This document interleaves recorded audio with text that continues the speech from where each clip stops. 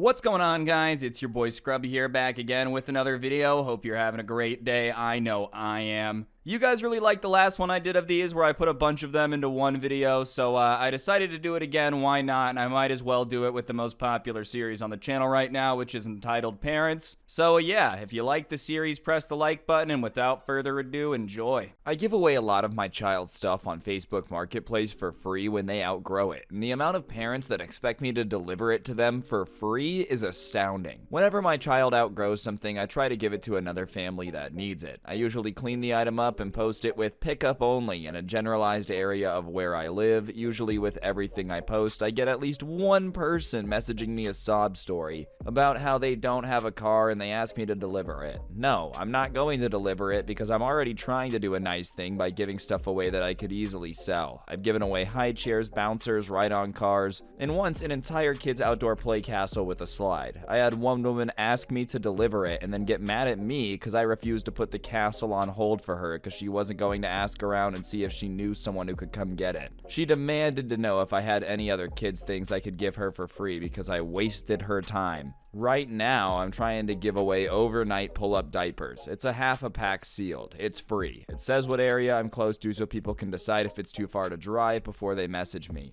And I got one person asking me where I live. I gave them the general area and they said, "Oh no, it's too far. I don't have a car, but I really want this. Can you drop it off? I live in town that's 45 minutes away from me." I told them I wasn't planning on driving to that town anytime soon and asked for gas money, and they replied that they thought they were free. It would be cheaper for me to just go buy diapers, but I don't have a car, so I'm hoping you bring them to me. It's always with kids stuff I give away for free, and I'm tired of being treated like a jerk for not wanting to drive all over the place to deliver stuff for free. I'm trying to be nice, but I'm not a charity. Honestly, you gotta love the entitlement of these people, dude. Hey, this guy's giving away stuff for free. Let's demand that he brings it to us instead of doing the normal thing and going to get it. What? He should do that. I mean, if he's giving it away for free, he might as well offer a bunch of his time, gas money, and everything else that would be associated with driving it over here. I personally would love to drive 45 minutes out of my way to give away stuff that I was already trying to give away for free in the first place. My neighbor has been yelling at his parents for hours. So I can't sleep because my next door neighbor is yelling at his parents. We call him Yeller. They moved into his house temporarily because a tree fell on their house, and Yeller is helping them pay for it, and we didn't hear about any trouble with them for 2 weeks they've been in the neighborhood. Apparently though, they are the type of people that thinks buying too many expensive things makes you snobbish. From what I can overhear, I know I shouldn't be listening in, but I can't sleep. They've apparently been selling off some of his stuff. Games, game consoles, watches, clothes. Apparently they were putting that money towards groceries, so it sounds like they are not keeping that money themselves. They did this yesterday and today. Oh wow, apparently the screaming guy went out to dinner with his girlfriend and was proposing to her, only to find out when he opened the ring box that the ring wasn't there. His parents took it and pawned it for gas money and cleaning supplies. I don't think his parents are staying there much longer. They even pulled out the "your stuff is our stuff" card and called him spoiled. I am hearing him yell at them to get out of his house. Honestly, in what reality is it okay to sell your host stuff? Kid or not, that is rotten. They are quieting down a bit. Hopefully I can sleep now. Man, dude, if anybody thought their parents kinda sucked, imagine being in a situation where you're about to propose, only to find out your parents went ahead and pawned the ring to pay for gas money. I understand your parents might be in a bad situation, but you don't go digging through somebody's stuff looking for the most expensive thing you can take to the pawn shop to get a little loan for. My goodness gracious, imagine if you found out somebody took your game console or your PC and pawned it without your permission, dude. I'm surprised he's not only kicking them out of the house, I'd be surprised if he didn't cut them out of his life after this too. I don't know, that's pretty out there. I need to give a little backstory first. My parents divorced when I was 10 and now I'm 20. And because my dad found out my mom was cheating on him when she told my brother and sister, who were 7 and 8 at the time, weren't his. When asked for her reason, she said that she found a man who was able to give her a high life, unlike my dad, a farmer trying his best to maintain a family while managing my grandfather's farm. When discussing custody over me in court, my mom said she wanted nothing to do with me and left my dad with full custody while she took my brother and sister with her, and then married her side piece a month after everything was done. Of course, with the rise of social media, she only includes me in family photos to make herself look good, even though she tosses me to the side afterwards. I don't even have a relationship with my siblings because they look down on me for some classist and petty reasons. Now with that out of the way, on with the show. It was about 7:30 in the morning. I was feeding cattle and having a jam session when my dad came out to the feedlot to tell me someone was here to see me. I asked him who it was, but I didn't need him to answer once I saw an angry look on his face and he throws a cigarette he failed to light. I hop off the tractor and go walking around the farmyard until I spot a brand new Porsche with my mother sitting in the driver's seat. To describe what she looks like, imagine someone did a shitty job doing James Charles and Jeffree Star's heaviest makeup routine at the same time, a Karen haircut with only the blondest of highlights, and a spray-on tan that would make Trump look pale. I often wonder if she'll ever do a face reveal just so the world could see the hunk of Swiss cheese under all that.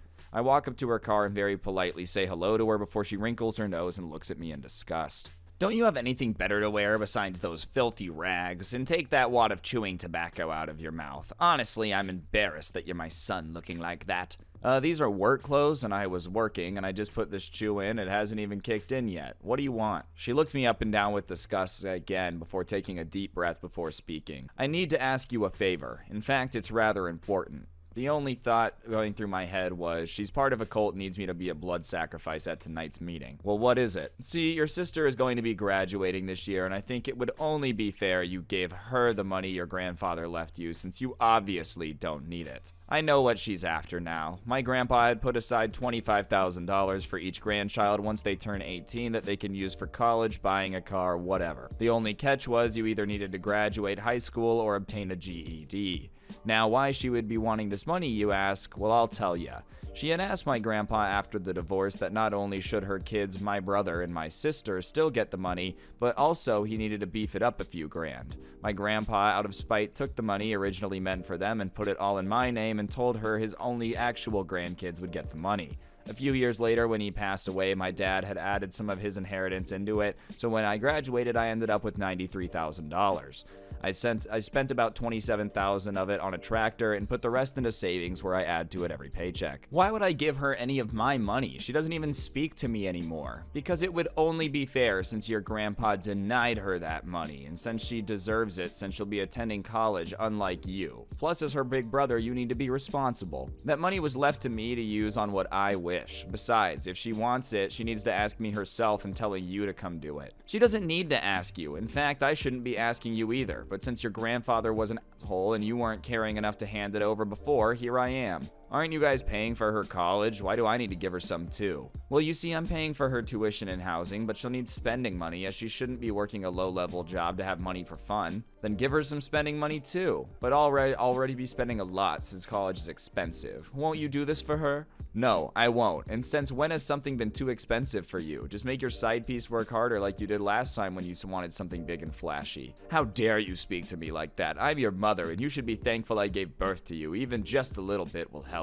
An idea came to mind. I falsely apologized and said she was right, I should give her something. I told her I'm gonna run to my truck and grab the checkbook, and off I went. Once I was at my truck, I proceeded to dig through the cup holder for pennies. Every little bit helps, right? Once I gathered 20 or so pennies, I walked back and told her to put her hand out and dropped the pennies in them with a smile. What's this? You said a little bit could help, didn't you? So, I thought you could have that. This isn't what I meant in mind. A few thousand is more what I had in mind. She then throws the pennies at me and then starts blaring the horn, screaming at the top of her lungs that I need to give her what she asked for. Honestly, where's a Pokeball when you need one? Because this one needs to be trained professionally on how to act. I'm just standing there watching her go on like this as she's demanding money, calling me everything under the sun when she goes quiet as I hear my dad yell out from somewhere, "Shut the you." At taking this moment, I look at her and said, "You never said thank you. And you will give your sister what she deserves. When you do a face reveal, I will." She then told me to go myself and sped off, and that was the end of that. That's all for this episode, folks. Until next time, remember to pick up your popcorn containers and leave the theater in an orderly fashion.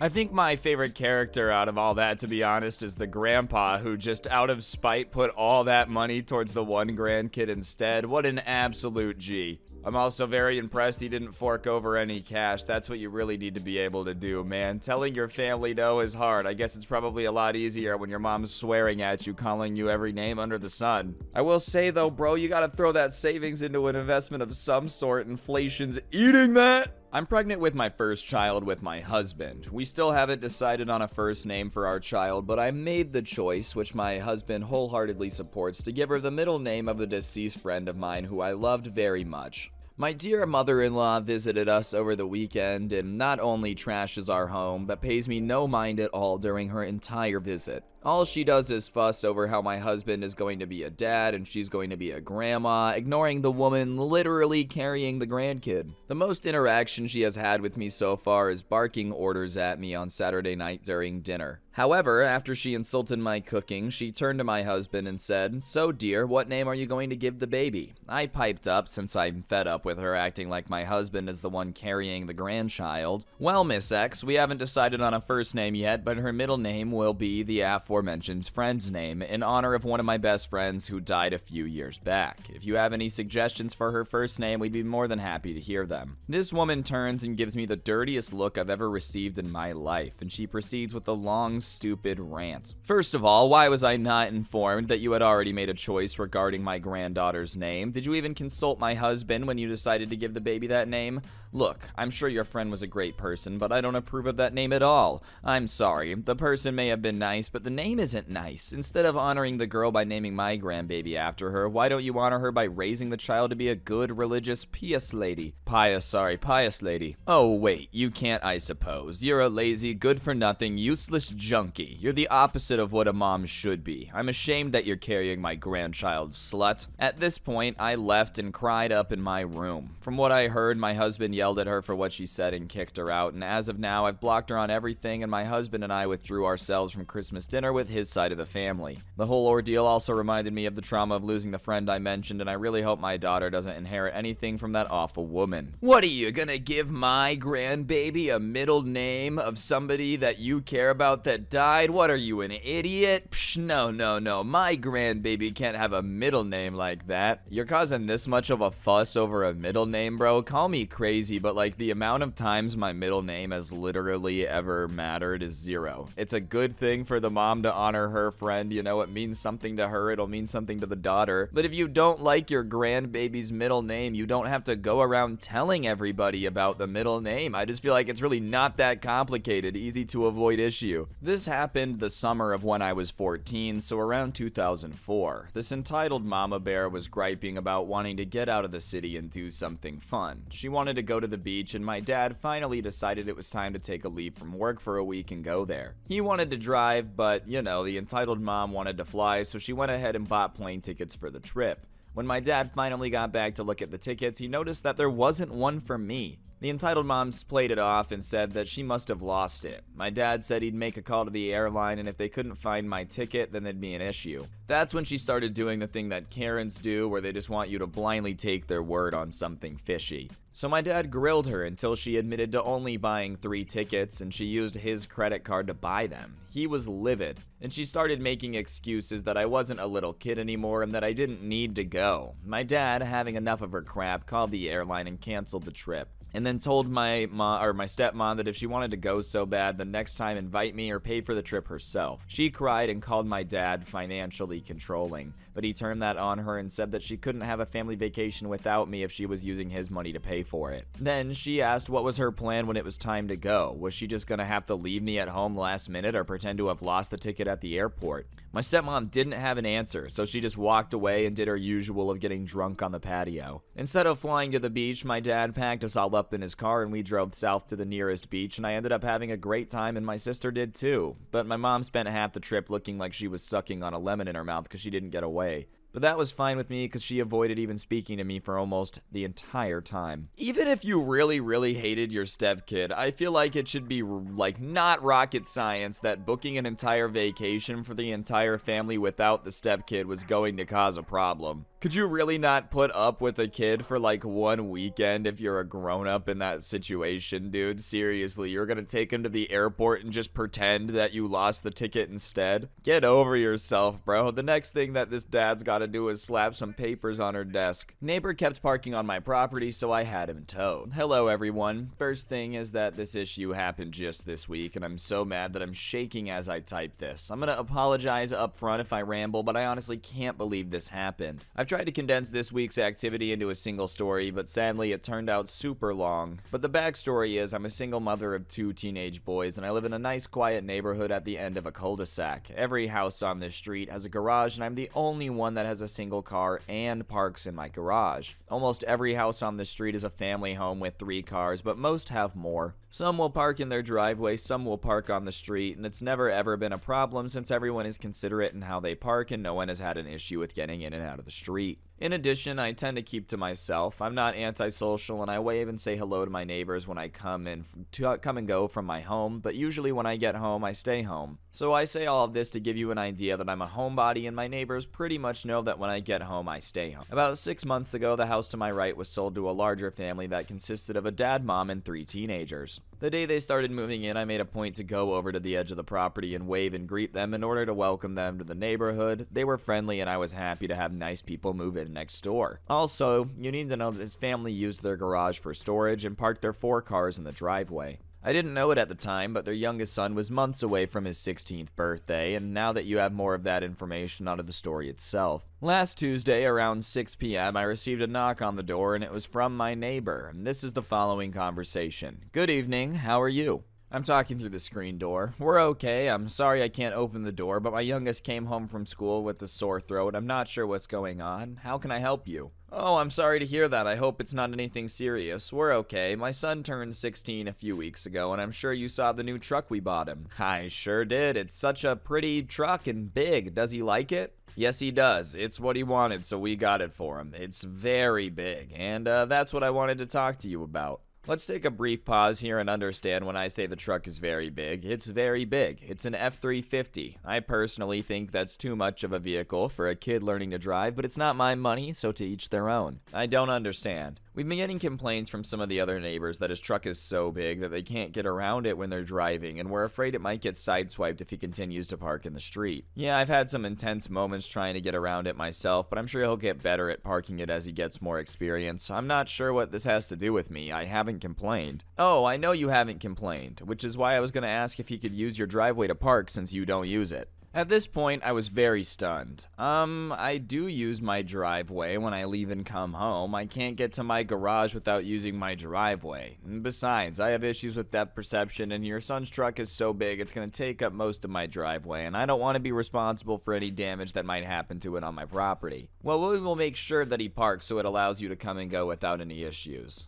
That's actually not possible. The only way he can park to allow me to get around him is if he parks halfway on my lawn, and that wouldn't work because then he's going to damage the lawn. If you're concerned about his truck getting damaged, then why don't you let him park in your driveway and have one of the smaller cars park in the street? We already discussed that. We'd have to park 2 cars in the street in order for him to use the driveway. It would be very easy for him to park in your driveway, and I can assure you that it would not be an inconvenience to you. You don't even use your driveway. I'm sorry, but the answer is no. I'm not going to be responsible for a vehicle on my property, and I need to be able to come and go without worrying about somebody else's stuff. My neighbor, who's very upset at this point, "You're not being very neighborly. I thought you were a nice woman. You don't use your driveway, and this would benefit the whole neighborhood." I'm starting to lose my temper at this point. Listen, I told you I do use my driveway every time I pull into my garage and every time I leave. I'm sorry you don't have enough parking for all your vehicles. I'm sure it's frustrating, but it's not my problem that you decided to buy a vehicle that doesn't fit on your property. Now, while I also find it irritating to try to navigate the road with that truck in the way, it is public parking, so I have to deal with that. I will not have anyone else's vehicle on my property. Now, if you don't mind, I have a sick kid and I need to get back to him. Have a good day.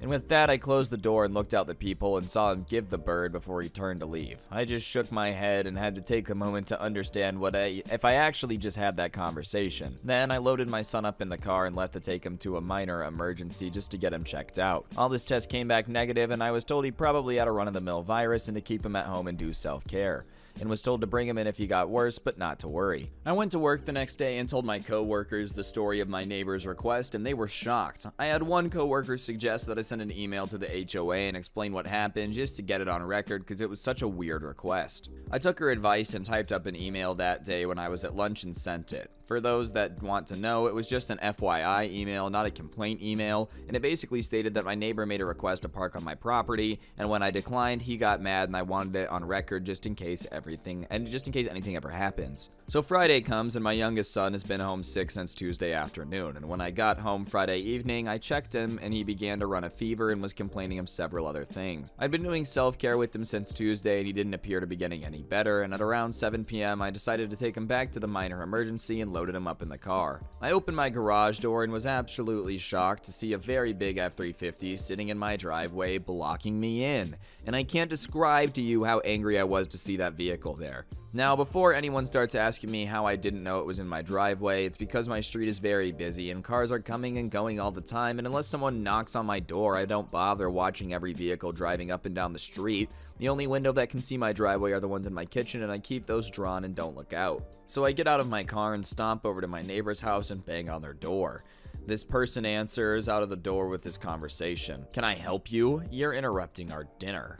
Your son parked in my driveway after I told your husband he couldn't, and I need to take my son to the emergency that your truck is blocking me in." It is at this time he walks up behind the woman and proceeds to talk. "He isn't blocking you in. You can get around him." "No, I can't, and you need to move the truck or I'm going to call the police and tow it. I need to get my son in to see a doctor." At that point, the dad turned and called for his son and then turned back to me. "He's not blocking you, but I will have him move it. It doesn't matter whether or not you believe he's blocking me in or not. He's not allowed to park there in my driveway in the first place. No one's allowed to park there, and if I find an unauthorized vehicle in my driveway again, I'm not gonna bother knocking on your door. I'm gonna have it towed." It was at this time I saw the son arrive at the door with his keys in his hand, and I turned to leave and head to my car and wait for him to move it when I heard him call me the famous B word every woman has heard once in her life, and I ignored him and headed to my car and watched as he got in, and after some effort was finally able to back out of my driveway and parked his truck in the street a little way down the road. I was able to leave and take my son to the minor emergency where, as we waited for several hours to be seen,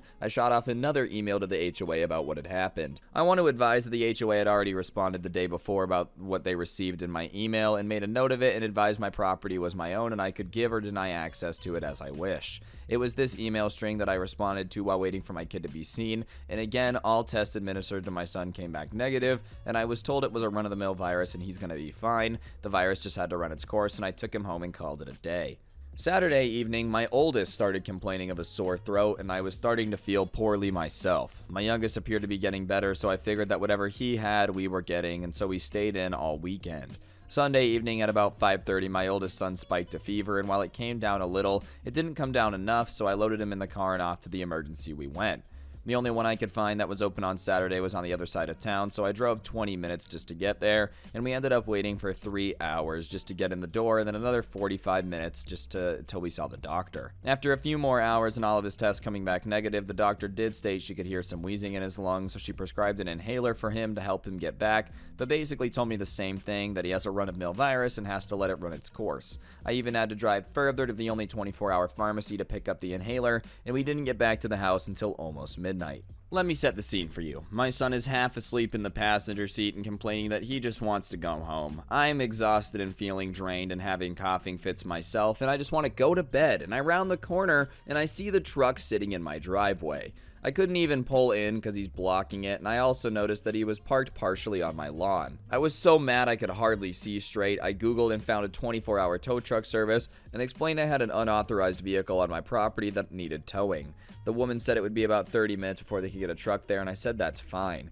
In the meantime, I walked my kid to the house, put him to bed, and then went outside and took a picture from the street to show how much of the driveway he was taking up, and he was also parked on my lawn.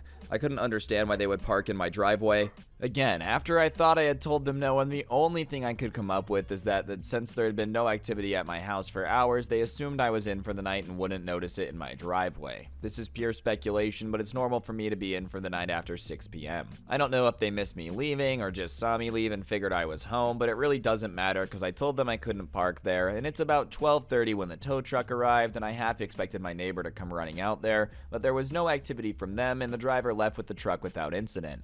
I went in, shot off another email to my HOA along with the pictures and an explanation I towed the vehicle and went to bed. At 6 a.m. I woke up to someone banging loudly and rapidly on my door. I didn't even have to look. I knew who it was. I grabbed my phone, hit the video record button, and before opening the door, looked through the peephole and saw the dad and the son at my door. I opened it, and this is the following conversation. "Where's the truck?" As calmly as I could state while I was coughing. "It was towed. You can call them and make arrangements to get it back." "You didn't have the right to tow it. You're gonna pay to get it back." I actually had every right to tow an unauthorized vehicle on my property. I told you not to park on my property and you did it anyways. It blocked me from getting in my driveway last night, and I told you I was gonna have it towed after the last time you parked without my permission, and I won't be paying anything to get it back. "You stole my truck, I'm calling the police and I'm gonna sue you." Me, having enough of this. Go ahead. In the meantime, I'm sick and I'm gonna go ahead and go back to bed. I closed the door and stood there for a moment. I looked out the peephole and they were still there. He started banging and ringing my doorbell non-stop. He knocked and rang my doorbell for another 4 minutes before he gave up. I'm still recording all this and didn't turn off the video until he was gone. I turned and saw my kids standing there. The noise had gotten them up and I just advised them that if they were feeling ill to go back to bed because that's where I was going. Now I will say, honestly, I didn't think he would call the police, but he did. It was about a half hour. I really wasn't looking at the clock and I heard the doorbell ring. I got up and looked through the peephole and a police officer was there and I opened the door and just had this conversation. Morning, ma'am. Sorry to bother you, but we have a report from your neighbor. He's stating that you stole his son's truck by having it towed from the street. We need to talk to you about the issue. Good morning, officer. My neighbor is only telling you half the story. I had his towed truck from my driveway when I returned home from a minor emergency, and I couldn't get into my driveway. I already told him twice that him and his family couldn't park on my property, and this issue started last week, and I have emails to my HOA, pictures of his truck parked in my driveway this morning, and a video of my neighbor's visit this morning where he called me names and told me he was going to sue me and call the police. I can show you if you want. Yeah, so you're saying the truck in question was on your property without your permission and that's why you had it towed? Yes, last Tuesday he asked me if I would allow his son to park in the driveway. I told him no, he got mad at me and flipped me off, and then Friday evening when I was leaving, I discovered he was in my driveway and I couldn't leave my garage, so I went over there and demanded they move the vehicle and told them at that time that I would have the truck towed if they parked on my property again, and I came home late this morning and the truck was in my driveway, so I had it towed. I just want to confirm, you are saying that it wasn't parked on the street but in your driveway, and you have proof of this? Yes, sir. If you'll just give me a minute, I'll print off the emails I sent to the HOA, and that documents the issue, and I'll show you the picture in the video as well. With this, the police officer said he was going to wait for me to print everything off, and once I got the emails printed, I returned to the door, opened my Photos app to the officer, and showed the truck in my driveway time-stamped, handed my phone and printed emails to him, and after looking at the photo where you could see my house in the background and the truck blocking the entrance and that it's partway on the lawn, the officer then read the printout. He handed my phone back to me and asked me to open the video that I referenced while he went over to the lawn to look. I watched him look at the area, take a few photos, and I could see my neighbor and his whole family standing in the driveway watching me and the cop. He returned and I handed him back my phone with the video and he watched it, and after finished watching the video, he had the following exchange. I'm gonna need a copy of that photo and video for my file. If I provide you with an email, would you send it to me? Yes, sir, no problem. I have enough information from my files to determine that the vehicle was not on public property and was on your property. I've made a note that you did not give permission for the vehicle to be parked on the property, and based on the emails you gave me with the dates and times, it appears you did in fact advise your neighbor not to park here. Would you like to file a trespassing report for the incident? Oh, absolutely. I can see you're not feeling well. You can either file with me now or you can go online. Got out his business card, wrote out the instructions, and handed it to him. Here's my business card that you can use to send the photo and video, and the case number's on the back as well. Do you want to file now? Honestly, I'm exhausted and would prefer to file online later. Okay, reference this case number when you email your evidence and file the online report.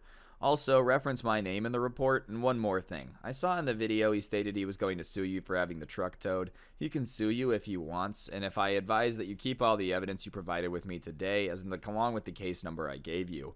Give it a few days and you can request a copy of the report, and you will want to keep that as well. If you decide to file an online report, you're going to need to keep a copy of that as well, and I'm going to go talk to him right now. Sorry to have bothered you. Thank you, officer. I'm sorry you had to come deal with this. I just don't understand why you would call the cops, dude. Did you really think your neighbor hadn't taken a picture at any point while you were breaking, like, the one rule she told you not to break by parking on her lawn? I'm gonna call the cops and get her arrested for towing my truck that she legally towed. She was probably too dumb to take pictures. It's not like everybody has a smartphone in their pocket that they can take pictures with easily. Honestly, man, like, I don't know. Living next to a neighbor like this truly is horrible, dude. This is a next level Karen experience. No, thank you. Don't park your F-350 in my lawn. Don't do that. I just love the audacity of them calling the cops on her for having a reasonable complaint. As you can guess from my Reddit name, I used to work in a library. One afternoon we had a baby come in and approach the desk looking somewhat frazzled, asking if we'd seen her babies who she left there a couple hours previously. None of us had and said no. Of course, this set her off. How could we be so careless when we knew they were kids here? Why wasn't someone keeping an eye on them? The noise drew the manager from her office, and she told the woman that the sign says library, not daycare. So of course, this woman goes to call the police on us for neglecting the kids that she left there. Once the police arrived and started trying to figure things out, they called the woman's house. Turns out her babies were 14 and 16, had gotten tired of waiting for mom to pick them up, and walked home. Can't remember what happened from there, but I don't remember ever seeing her again. I'd be too embarrassed to ever show my face at the library again after that, too. I mean, let's be honest, what's more embarrassing than referring to your 14-year-old and 16-year-old as your babies, and then calling the cops because the librarian didn't professionally babysit them to the level of your standard? If that doesn't make you so embarrassed that you never go to the library again, I think that says a lot more about you than it does the librarians. My entitled stepmom let my stepsister break my birthday present before I got it and then tried to take the replacement back. I'm 14 and I really like steam trains, and my favorites are from Britain. My parents are divorced and both my mom and dad got remarried, and my stepmom has 2 daughters from another marriage, Kelly who's 18 and Anne who's 9. When I was 12, I started mowing lawns, walking dogs, and all that to get some money and start my collecting model trains. Since there's so many different models out there and so many liveries, I decided to limit myself to preserved locomotive in the liveries they're preserved in and unique ones. This Christmas, my mom and stepdad surprised me with 4 out of the 6 preserved A4s. On my birthday, I asked my mom, stepdad, and stepmom, and stepdad for the remaining 2 A4s, Dwight D. Eisenhower and Sir Nigel Greasley. And my mom and stepdad got me Sir Nigel Greasley and the rebuilt W1. I went to my dad's the next day and saw my dad, stepmom, and stepsisters. I opened my gifts, and when I was done, my dad went and brought another bag out. I pulled out the tissue paper, and there was a model train inside. I pulled it out, but before I could look at it, it fell, and I looked at the box, and the back was ripped out. I showed my dad, and he looked confused when my stepmom chimed in. Oh, Anne threw a tantrum, so I let her play with that last week. I looked at the model, and the paint was scratched, and the side rods were bent, and one of the axles was cracked too. I was pissed that she did so much damage, and my stepmom just put it back in the box. I was pissed since I don't have much there, and the little stuff I do have, this girl is broken. I angrily asked, why do you let her break everything of mine? And my stepmom said, just get over it already. I snapped and said, I will when you stop letting Anne be so spoiled and start being a better parent. That pissed her off, and she called me an ungrateful a-hole, and I asked my dad to take me home, and he did. I talked to my dad a little on the ride home, and he said he'd get me a replacement. He came with a replacement today after school with my stepmom and Anne. I thanked them and my dad made Anne apologize. I felt awkward because I had nothing to talk about, so I asked if they wanted to watch me run it in. They came to my room and my stepmom saw the other 5 A4s in the W1 and started to flip out that I wasted their money, and she tried to take the model from me. My mom and stepdad came in, but before she could grab it and ask what happened, my stepmom told them I wasted their money and I already have models like the one they got me. My mom tried to explain that it looks similar, and it's part of the same class, but my stepmom wasn't having it. My stepmom tried to grab it again, but my stepdad intervened and kicked him out, and my stepmom started to make a scene, but my dad seemed embarrassed and quickly said, let's just go, and grabbed Anne and my stepmom's hand and pulled them to the car. Imagine having to explain to like a grown-up that a collection means that stuff can look kind of similar but also be different, dude. Like, I don't collect trains. I don't know any clue what an A4 is. And that being said, I could understand that there's probably different versions of the same train and you kind of need to collect them all to have the entire set, because that's how any basic level of collecting ever works. Also, imagine getting angry at a kid for having a birthday and buying him a gift. Oh, you made us buy a gift that you already had a version of? I hate you. So what? They said they wanted it. If it's like what they knew they wanted, why are you a grown-up trying to steal their birthday present back from them? I feel like that's really weird, bro. I was pregnant with my first child, and since I lived in a different state than my parents, my dad thought it would be a good idea to fly my mom out to be present for the birth so I could have some help in the week after. My husband wasn't thrilled at the idea, but thought it could help me ease into the transition to parenthood with changing diapers, sleep, and all that stuff, so he obliged. My dad stayed behind at their home because he's building it, and used the excuse of the house building deadlines to say why he couldn't be there as well. He intended to come out for 2 weeks after my mom did to swap the help once she returned back home, taking shifts so to speak. Well, I get induced for delivery on Friday night and go through an intensive labor where after 29 hours, I'm 9 centimeters dilated. The baby won't come out, the vacuum doesn't work, and they give me an emergency C-section. The baby's delivered at 5:30 a.m. Sunday, and throughout the entire process, my husband has made it very clear he wants to stay with me the entire time due to the amount of complications. However, my mom makes it clear that she doesn't want to stay and forces my husband to chauffeur her multiple times from the hospital to the house, stopping to run errands like buy shoes, buy groceries, etc., and my husband's upset. By the time we return back home with our baby, it's clear my mom has been invasive with our home. She's gone into our personal bedroom, pulled wires, cables, anything she can get her hands on. Her complaints increase about the lights in our home being too bright and the brand new rug we bought being too dusty, and she has an infinite amount of experience with newborns and we should listen to her instead of the midwife. And after pulling cables from the outlets on furniture, my husband snaps at her, and he asks that she can leave everything alone to just go get some sleep, and hopefully she can change a shift with him so he can get some rest too. I'm unable to move to help him and bedridden due to the extent of my surgery and recovery. She gets upset and proceeds to go downstairs to the guest room and stays there for 2 days without speaking to anyone, and her reclusiveness gets so bad that I try calling and texting with her since I can't walk to no luck. I call my dad to see if he's spoken to her, and he brings up that he changed her flight to return back home earlier than anticipated. I figured it was because of her squabble with my husband, and my dad assures me it's for needing signatures on the house build and that he isn't aware that my mom and husband have argued. Knowing she's leaving early, my husband and I now set up all the baby furniture in the room. The setup works easier for me to help out as minimal as I can and also prep for my mom's departure. Well, after 2 days of speaking to no one, my mom finally decides to come upstairs and in the process is having a major fit. She begins saying that my husband and I are not very socially inviting and proceeds to call my husband all the names in the book. This includes telling him that he's hoarding the baby, a coward for not leaving the bedroom while she's insulting him while he's feeding the baby, and she begins to scream at me that I won't allow her into the bedroom and she can no longer help and she will be leaving that same day instead. Cue stomping and slamming doors. She ends up finding her way upstairs with her luggage and right out the front door, where she starts yelling at our neighbors that we're psycho and approaches another neighbor's car to ask if they'll Uber her to the airport. In all of this, she manages to call my dad and cry that my husband and I accosted her for helping rather than hear me out or listen to my version of events, and my dad immediately blames my mom's meltdown on me, that I should have been her better host and allowed her more time with our 5-day-old baby so she could be a proud grandma. My husband ends up texting my dad that my mom's out of line in the situation and needs some kind of mental help. Rather than me understanding of that, he begins to get irate and get belligerent on the phone, saying he can no longer look at my husband the same way, and how dare my husband say anything about my mom to him. Let's disregard my mom disrespecting us and calling us name,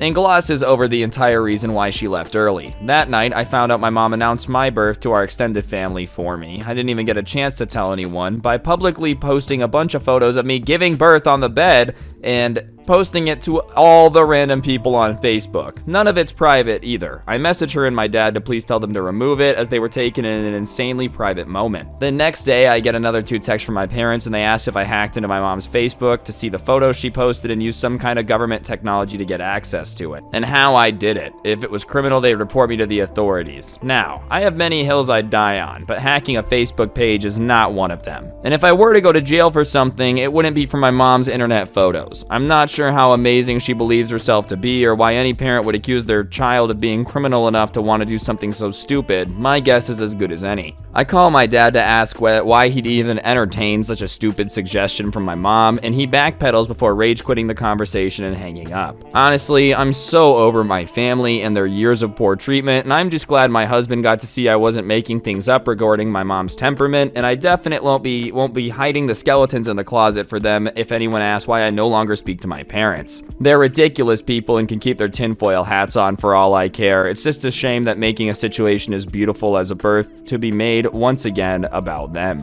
This lady just seems absolutely bonkers, dude. How dare you be hoarding your baby? It's like, dude, they had it 5 days ago. It's still kind of new to them. You might want to let them enjoy it for a bit. Seriously though, man, like this is something that I feel like a lot of parents don't get. You don't own your kid. Like they're their own person. If they have their own baby if they're married. You don't get to just barge in and take whatever you want. They're not just your property, dude. My goodness gracious. I love how she was like yanking her luggage out the door. They're crazy in there. I'm just saying, you seemed a little bit more like the psycho one, storming out, freaking out, screaming at them for wanting to hold their baby. My entitled parents felt me give birth. Yeah, I know this sounds so stupid and I completely agree. I'm no contact with my parents, but one of my sisters and one of my brothers due to drama my dad caused a while back. So I was 39 plus 6 weeks pregnant when I had to go to the hospital for reduced movements of the baby. I had to be induced the following day, but was left in slow labor for 3 days in the hospital before they could break my waters due to labor and deliver due to the ward being too busy. All the wards in my city were the same, so a transfer wasn't possible, and this in and of itself was incredibly stressful. Eventually though, they break my water and started off with gas and air. It lasted nearly an hour before I asked for an epidural. Ladies who do it natural, kudos, you're strong,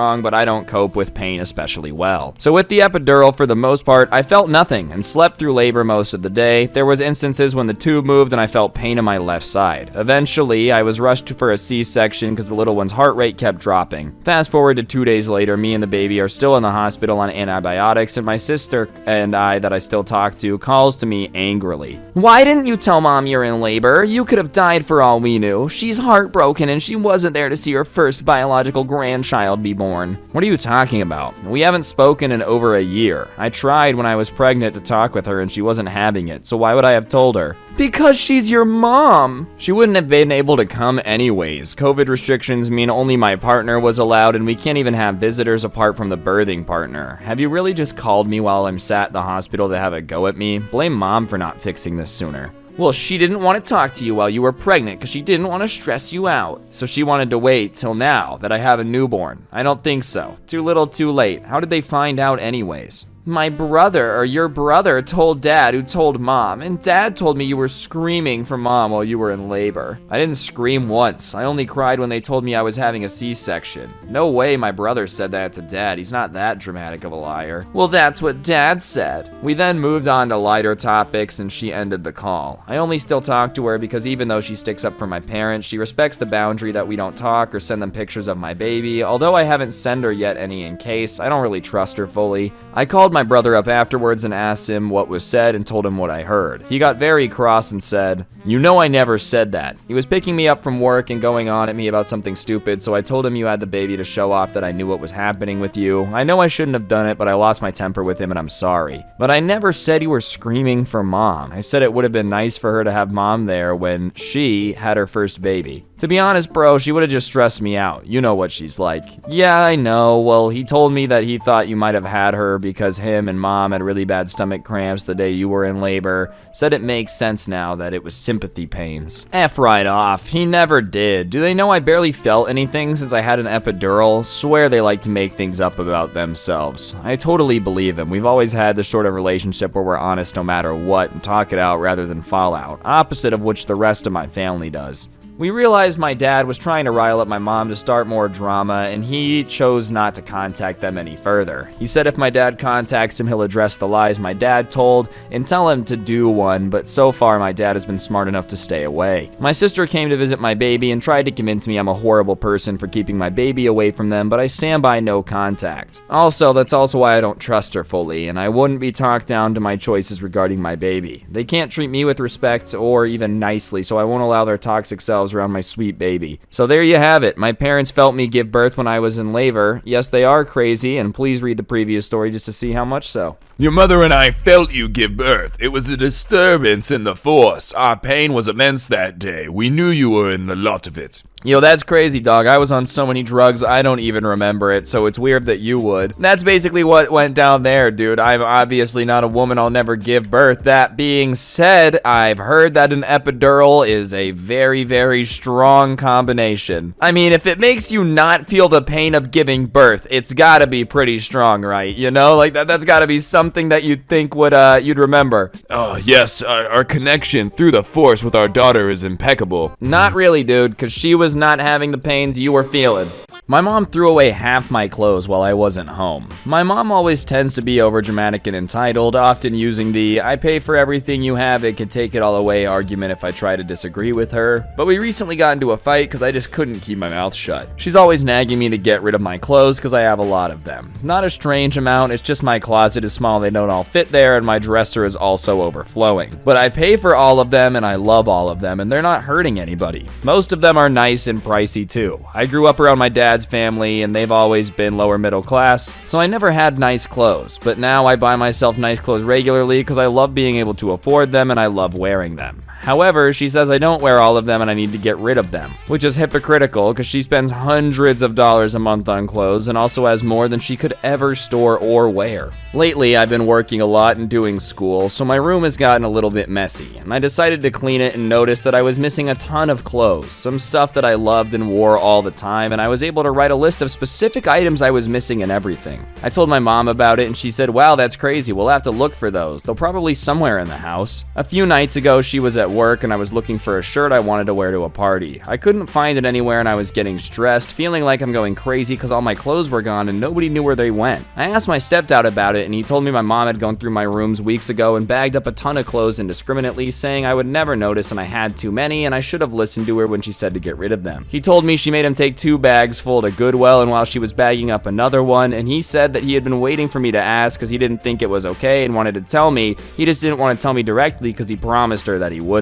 I was livid. I went through her room to see if there were any left and I went through the entire house. Nothing. She got home and I was crying, an absolute mess because some of the clothes she got rid of were sentimental to me and she's mad at me for being mad and calling her out, saying I know what she did and there's no use trying to lie about it. I told her I paid for my stuff and she had no right to get rid of it and she was so entitled it didn't even make sense. I told her to stay away from my room and anything that I paid for with my money because it's not her business, and if she touched my things I'd move out and she'd never see me again or our dog. She absolutely despises my dad and his family, so I threatened to move in with them and never speak to her again, and then I left. She had 1 bag of clothes yet she hadn't taken to Goodwill yet, and she put it in my room while she was gone, but it wasn't enough. I wanted it back. Not just the few she scrounged up, and she probably took about $300 to $400 worth of clothes. Clothes that I worked hard for to be able to pay for, and then got mad at me for accusing her of stealing, but what else would it be called? She hasn't apologized and she's not yelling anymore, and I'm not down to forget this ever happened though. I told her it's not her business what I do with my money and she needs to butt out, and I expect an apology. Alright, yeah, that's how the rules go. If your mom doesn't like what you're buying, she has the right to take it all and give it away. Obviously, I'm kidding though, but I don't know what she really expected in that situation. If I just give away $500 worth of stuff my kid paid for, they're gonna be really grateful. I don't think anyone in that situation would appreciate you just rummaging through their stuff, even if you didn't give it away. But going through somebody's stuff secretly and then giving half of it away, that's a big way to make sure everybody hates you. And then on top of it, you know, don't accuse me of stealing. Well, what would you call going into my room, taking all my stuff, and then literally giving it away? Would you not call that stealing? You know, it's like that scene from SpongeBob with Patrick's wallet. This is you. Yes. This is your ID. Yes. In your wallet. Yes. So therefore, this is your wallet. No.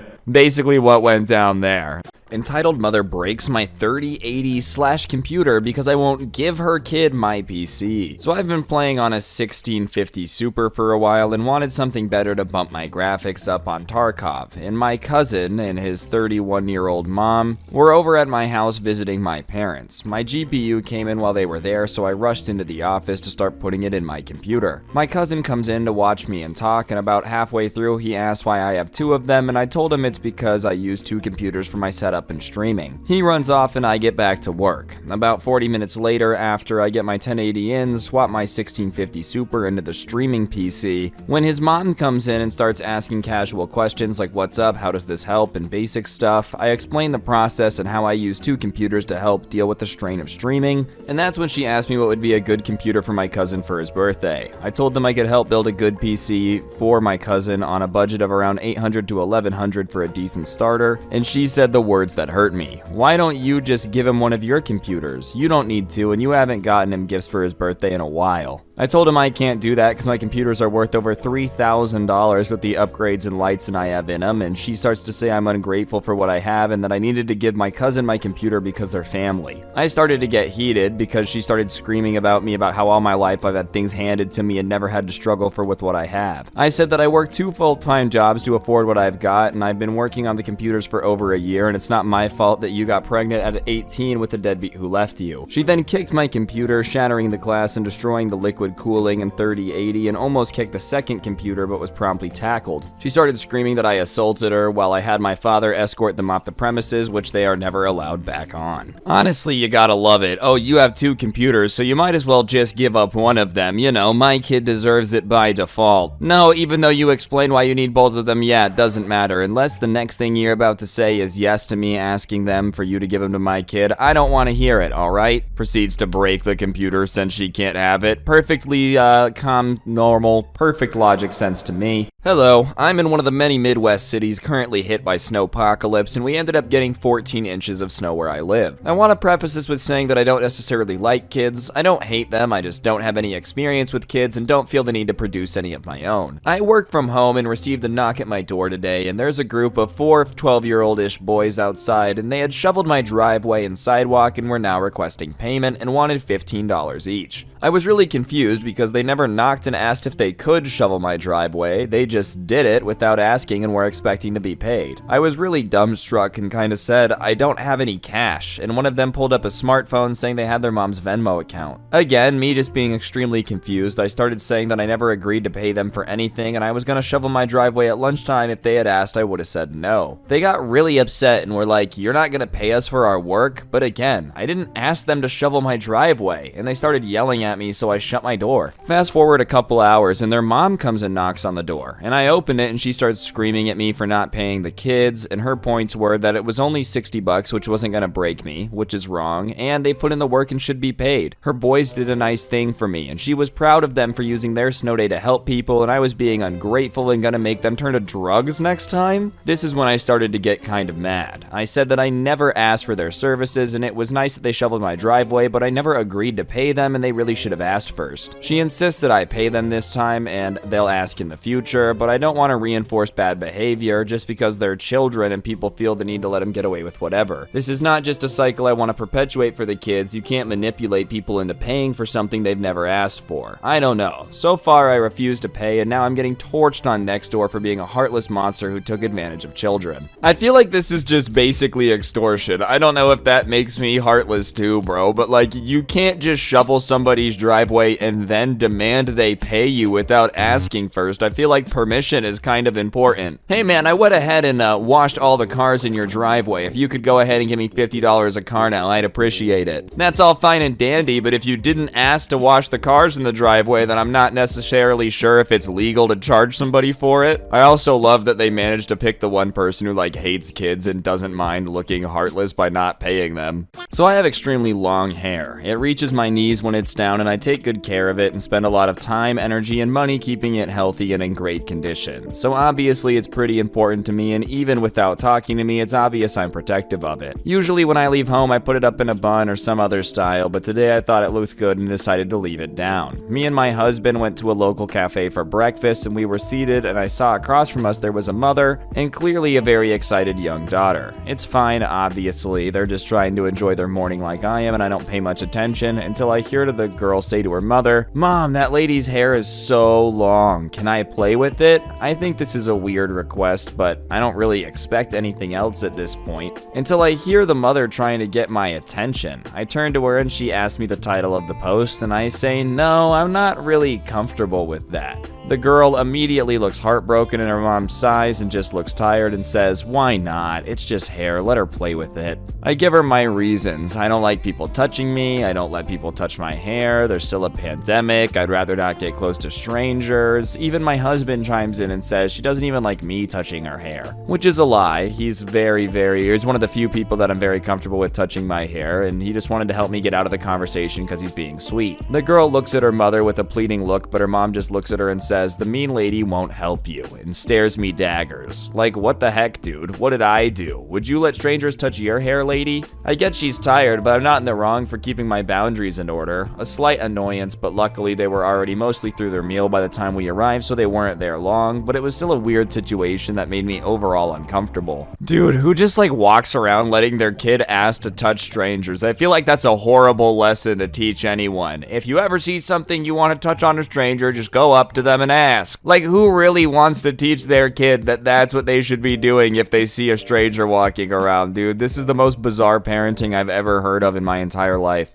I was at a local game shop yesterday to sell a Magic the Gathering card. I had just finished talking with the owner to sell my card when this entitled mom walked up to this counter I was at with her son. "You should give that card to my son. You're too old to play with these." "Ma'am, if you had approached me earlier, I would have traded or sold it to him, but I've already made a deal with the store." "No, you're an adult. Just give it to my son." At this point, I look at her young son, and he's young, and I should also mention the card I'm selling is a foil, Olivia Crimson Bride. For those of you that don't know, this card shows a lot of cleavage for a Magic card. "How old is your son?" "He's 10, and how old are you?" "I'm 21, and I also don't necessarily think this card is appropriate for his age." I show her the card, hoping to make my point. "No, it's fine, just give it to him." As I already said, I can't do that because I already committed to selling the shop my card. The owner cuts me off. "Ma'am, if you want the card, you can buy it from us." "No, if my son can't have this card, then you can't have it." And at that point, she grabs it from my hand, and all I hear is rip. I look at the woman and the torn card in her hands, and I now start ripping into her, cussing her out. While I'm doing this, the store owner calls the cops, and they arrive 5 minutes later. The first thing they do is separate us before getting our statements, and the owner also decides to pull videos of the incident. After the police have talked with me and the owner, they start talking with her, and once they finish, they walk her out and send the officers over to talk to us. He tells us they're going to escort her from the premise, and they'll be trespassing her, and she'll no longer be allowed in the store. When the owner says that he would like to do that and that the woman has caused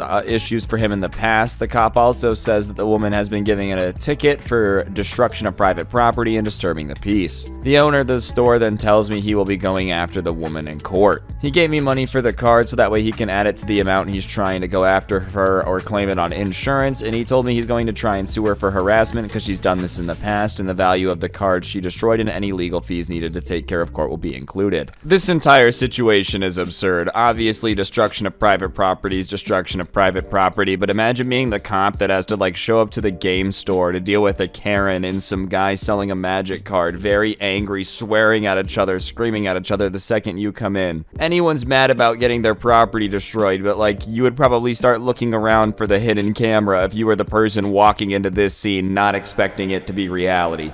My parents are divorced and are in an unstable relationship. They can't buy a house on their own because they have no income, and they stopped working around a year ago and told me they don't want to work hard anymore because they worked hard to raise me and put me in college, and they have no retirement plan, so I guess I'm their ticket to retirement. Naturally, this means they expect me to contribute towards the mortgage each month, and I'm not planning on living with them at all. Never, in fact. For as long as I can help it, that house will not be my home because I cannot stand living with my parents. I feel very pressured and have been having breakdowns. I live far away from them, but every call and holiday I'm reminded of the expectations. I feel like all my efforts towards being independent are worthless. My parents haven't contributed a single dollar towards my expenses for the past 2 years. The only thing they paid for was the beginning of college was my phone bill, but that's since stopped too. I dread the future, I'm scared, and it seems too easy to just say cut my parents off. But the guilt of knowing I'm abandoning them, knowing they don't have financial security, and knowing they raised me and helped me to get to where I am eats me alive. But co-signing a house scares me. I need to live my own life too, and I have my own bills to pay. I don't mind giving them some money, but co-signing a house and providing $1K a month is too much. Every call we fight about this, and they say that I don't care about my parents' opinion of me, but the guilt of not supporting them destroys me, and the anxiety of having a grown child to take care of at 21 is super hard. Dude, this just sounds like an insane amount of pressure. Imagine being about to graduate college, not even out yet, and your parents are like, hey, you need to co-sign to take out hundreds of thousands of dollars in debt for us. Otherwise, we're not going to be able to retire. By the way, you should feel guilty because we did all of this for you, and if you don't, then you're betraying your parents and you have to live with that forever. Good luck. This literally sounds like the plot of a Disney Channel original movie, bro, but it's this dude's life. He's out here venting on Reddit. Whatever ended up happening, I hope you figured it out, dog, but I hope you don't end up having to co-sign for your parents' house. So this story happened when I was around 7 in a restaurant with my parents. I was playing in the restaurant playground when I heard a girl around my age ask me if I want to play hide and seek. I was on a swing and enjoying it, so I said no, and her mom appeared and she was pissed. How dare you not want to play with my kid? I don't want to play hide and seek. Well, they are bored and need someone to play with them, and then hit me. I said no. I looked at the girl and she was laughing like it was a part of the joke. She's a good girl and needs someone to play with. Then a waiter saw us. Why are you yelling at that child? He doesn't want to play with my kid. Well, he can choose for himself. At this point, I'm sobbing and the girl's just laughing, and the mom starts to say something about how she's a good girl, blah, blah, blah. And then my mom came. She asked me why I'm crying, and I said the woman hit me and yelled at me. And at this point in my life, anything could make me cry. She proceeded to talk to the manager, and he says that he's gonna ban the mom from entering the restaurant, and I never saw her again. I feel like if your child didn't suck and was actually pleasant to hang out with, you wouldn't need to be threatening kids on a fast food playground to get people to play with them. You know, maybe a little bit of self-awareness goes a little further than you would have expected. I mean, seriously, dude, how annoying does your kid have to be where everybody at the McDonald's playground is like, disgusting, I want nothing to do with playing hide and seek with you. The story is actually back from when my parents were together. I was maybe 7 or 8, my little sis was 5 or 6, and the story is about the time my sister and I had head lice. There's really no other way to say this. My mom is lazy. She will do anything to not have to work. She had me cleaning the bathroom and doing laundry or cleaning up from the time I was 8. One thing she hated above all else was brushing our hair, or in this case, combing out the eggs. Her way to get around this was to shave both of our heads. She took us to the kitchen, sat us down, and shaved us to the scalp. It took 3 years for my sister's hair to grow back, and 2 for me to be back to where I was pre-haircut. Even after growing our hair back, we endured bullying and name-calling and teasing us from people saying we were boys. My aunts to this day have not forgiven her for that. They were angry on our behalf and have made it well known. But the one part that lets me look back at this and smile is that she did it against my dad's wishes. He was pissed because she went behind his back and told her in no uncertain terms that he wouldn't allow that. So he got revenge for us. He made her sit in the same chair and shaved her head too, and she never tried to do that again. Suddenly picking eggs out of her daughter's hair for a couple hours was not a big deal. I feel like lice is one of those things that everybody knows is mad contagious, so, you know, spending a bunch of time with kids who have lice and shaving their head is basically a guaranteed way when you get lice, which you probably will, to earn a one-way ticket to getting your head shaved too. I mean, honestly, there's gotta be a better way than shaving a head, right? You know, I guess it depends. If I shaved my head, I wouldn't think it's a very big deal. But obviously, if you're in a situation where you shave a kid's head and it takes 3 years to grow back, you probably should not just be doing that all willy-nilly.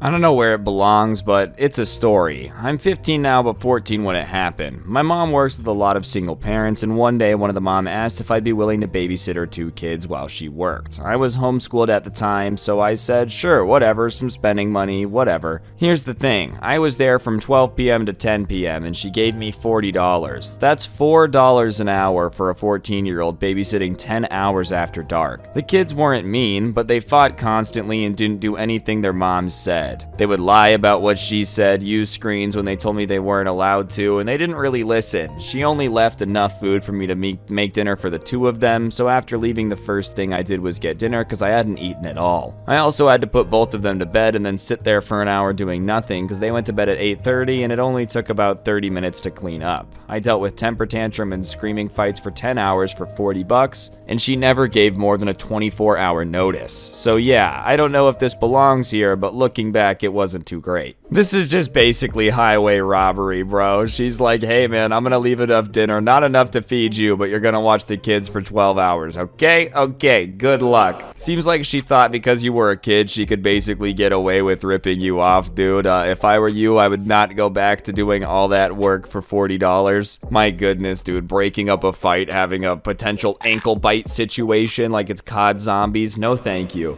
I needed to upgrade to a new laptop for university, and once I did not know what to do with my old broken laptop. It was in good condition, but long story short, my shelf fell on it in the middle of the night, breaking and shattering the screen. I planned on fixing it and selling it since it's a fairly good laptop that would work for daily tasks. Cut to a family meeting where I mentioned I wanted to sell my laptop, and my entitled aunt said, "If you're selling it, why don't you give it to my kid instead?" I don't know, would you be willing to pay for it? I'll give you a family discount as well since it's for your kid. Didn't you say the screen was broken? I'm not gonna buy something broken for my kid.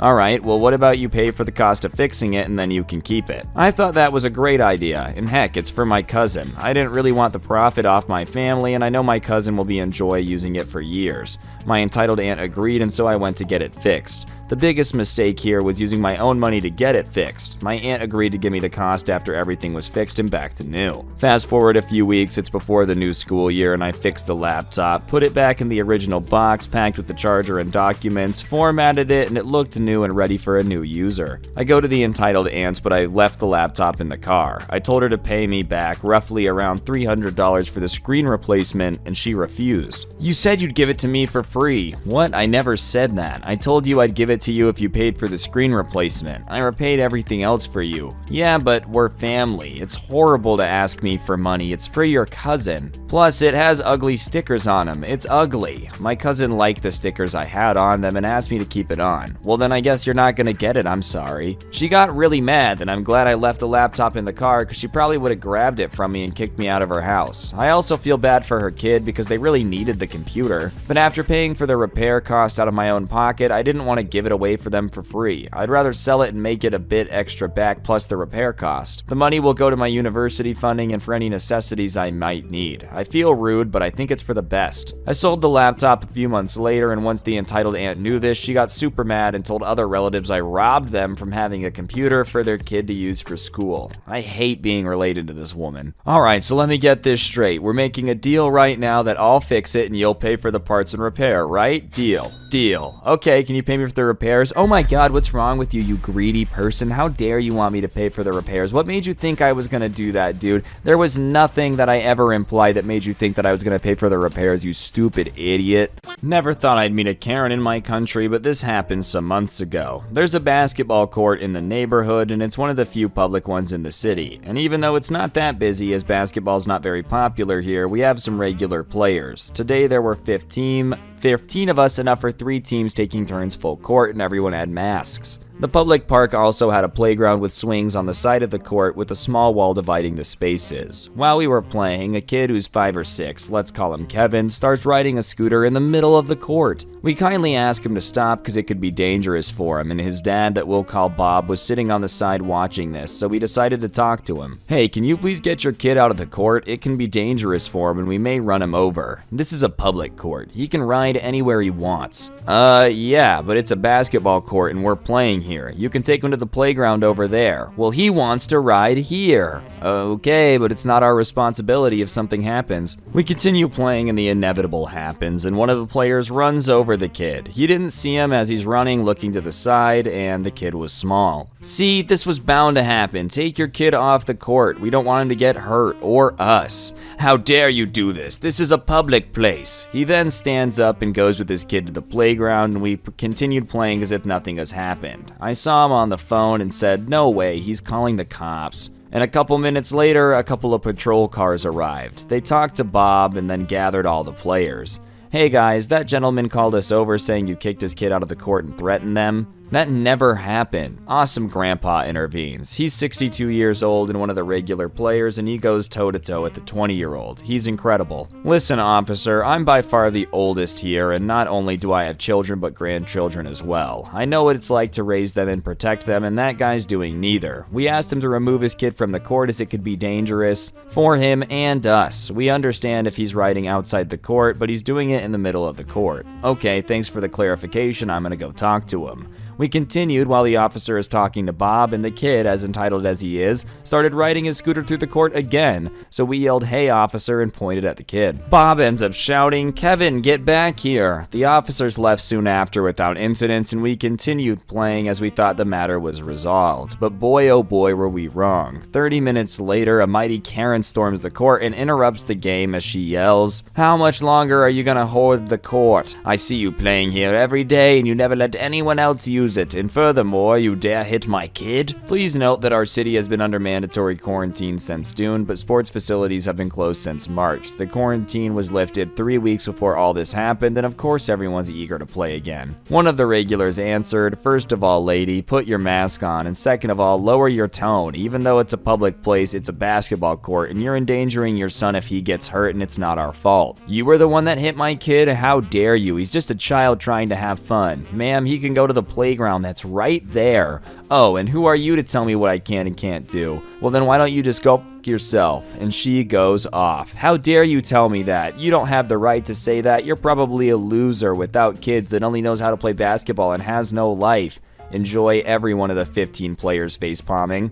"Lady, just go." She goes to the playground and starts filming us, probably to shut us on social media. Anyways, we played a little more and we leave, and as I'm leaving, I say as over politely and courteous as I could, "Farewell, madam, please have a lovely evening." And she just gave me a death glare, but who cares? The nerve of some people. This is like when a soccer mom just drops off a kid with a razor scooter in the skate park and is like, "Go have fun," and he inevitably gets accidentally hit by a skater because he just doesn't know how to go down the ramp and like check to see if anyone else is coming. The time my entitled grandma got laughed out of the lawyer's office. So this happened about 10 years ago. I was 25 at the time, and this will be pretty short, but it still makes me laugh. This is my grandma, my dad's mom, and we never really had a good relationship. I disliked her for various reasons, but as a kid, I'd have to see her during holidays or when my parents wanted a break. It wasn't that bad until I got older and saw how controlling she could be. After I left home for college, I barely spoke to her, and I've only seen her twice.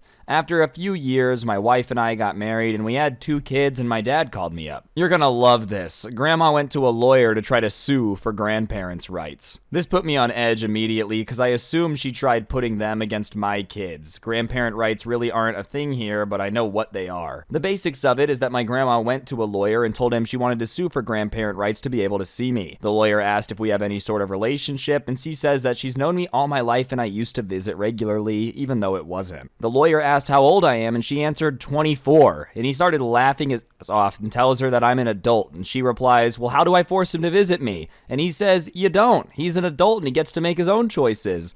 My grandma stormed out of there and didn't speak of it to anyone until she told my dad later, and he started laughing at her too. I can't imagine, like, someone being an adult, right, and still thinking that they can force you to visit them. But on top of that, being like, "I need to sue to see my grandson. He hasn't visited me in years." Clearly, something's wrong if the guilt trip approach isn't working. You know, grandma guilt is overpowered. If he's not feeling grandma guilt, then that's more on you for not making it be effective. I don't think a lawyer's going to be able to do anything about it, dude. Could you imagine your front door gets kicked down? The cops are like, "You need to see your grandmother now! Otherwise, prison for life." My future in-laws invited my estranged father to my wedding. I was informed by my future in-laws that they spoke with my father and he's coming to my wedding. Anyways, I'm 26 and my entire life I had only met my father once at a funeral, and he still didn't want anything to do with me. He actively denied that I was his child for the first 10 years of my life until my mom wrangled him into court and ordered him to take a paternity test. And since then, I've had zero contact with them. My future in-laws were old friends with him and decided to invite him even though they know everything about the situation. And when I asked why he'd be coming, I was told, "He's your dad, of course he's coming."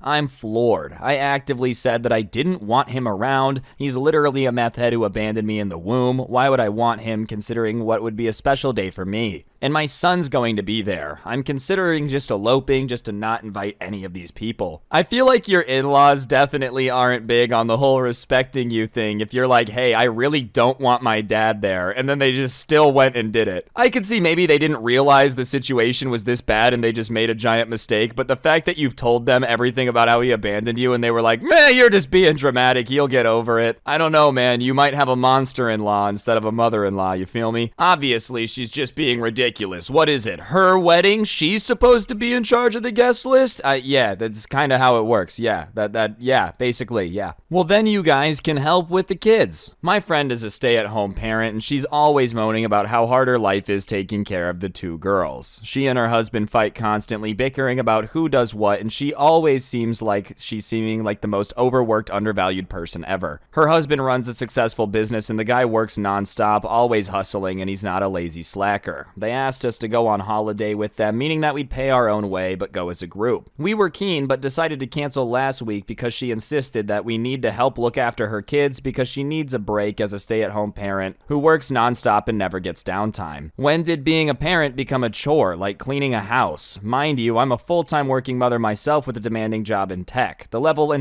entitlement from this woman blew my mind. Nonetheless, we made up an excuse and planned our annual holiday without them. I'm not gonna sit here and say having kids isn't exhausting because, like, I don't have them and I'm gonna assume it is. That being said, though, it is kind of nuts to invite somebody else who also has kids on your vacation and then just be like, you'll babysit my kids, right? Regardless of how exhausted you are, they would be equally exhausted because they're also parents. What are you talking about? No, you need to help me babysit my kids on our vacation. Well, that just sounds like a vacation for you and free babysitting for them. My friend's entitled mother demanded that I hand over my phone and car keys. My friend, who's 20, is currently in college. He used to live in a shared apartment and worked in a bookstore to meet his expenses. His parents have always been insanely controlling, and one of the rules they had was that he couldn't be out after 7 p.m. On this particular day at work, he had to attend some stock that had just came in, and that was keeping him late. So sometime after 7, his mom video calls him like usual, and he explains that he's out late because she was asking him why. I remember feeling bad for him, but that wasn't the end of the story. 10 minutes later, his parents are actually at the store. His dad is talking to the store owner. He wasn't yelling or anything, just calmly explaining that it's dangerous for their child to be out after 7. At this point, I'm wondering whether something really bad had happened to my friend or someone close to them at some point that made his parents this overprotective. And then the mother turns and walks towards me and asks me what I'm doing there. And I calmly explain why, and she starts screaming about how she misjudged me and how I was leading their child down a bad path and how I should be ashamed of myself. I stood there in shock for a couple seconds before she started pulling my t-shirt and demanding that I give her my phone. I shouldn't be having one because I'm not a responsible adult and I will use my phone to lead people astray. She starts grabbing at my pockets, demanding my phone and car keys. She was finally pacified by the store owner and my friend, while his dad was telling me I should have handed it over because now he will do everything in his power to ruin my life. Words that came out of that woman's mouth while shouting at me were, where you cannot refuse that that's our phone. Everything you have belongs to your parents and they will give it to me. And there was also some insults about my mother's fidelity, which is a very huge insult in our culture, and the person who said it is usually met with a fist to the face. This dude is like somehow a werewolf that always turns into a wolf after 7 p.m. or something. Like, why are his parents freaking out so much about it, dude? I also love, she's like, hey, you give me your phone, all right? Okay, this is how this works out. Is this just all some ploy to get some free minutes off someone else's cell plan? Like, I'm just really not following here. One day your kid's gonna grow up and go outside after 7 p.m. and nothing's bad's gonna happen, and he's like, my parents are full of it. Also, I love that this guy, like, you know, is just getting attacked in the middle of stocking the shelves. Do you think he got to go home, or do you think he had to finish after the attack? He's got, like, a black eye from where the mom was swinging her purse at him to try to get the phone. The boss is like, hey, man, listen, your other coworker went home, so you gotta finish doing all this, okay? No, thank you. I want to keep my dog. My parents were at work at the time and unable to assist, but it probably would have made it easier. Anyways, I was at this dog park, letting my doggo run around and scrolling through Reddit, looking up every few seconds to make sure she was safe. All of a sudden, I looked up and there's a kid petting my dog. I ignored it as I'm fine with people petting her, but I walk over and there's a notebook in hand to tell the kid to ask people before petting dogs. The entitled mom comes up to me and starts talking to me. I'm deaf, so I flip to a page that says I'm deaf, but before I can get there, she snatches the notebook out of my hand and tries talking to me. The kid tried to hide and failed. I pulled out my best dictation app and figure out the mom wants my dog. I type no and show it to her quickly before putting it back in the protection of my pocket. She then starts screaming at me like I could understand. And I once again pull out my dictation app and she says that her son should have the dog because a deaf person can't take care of a dog? What? She then picked up my dog and started walking away. I go after her trying to get my poor dog away from her.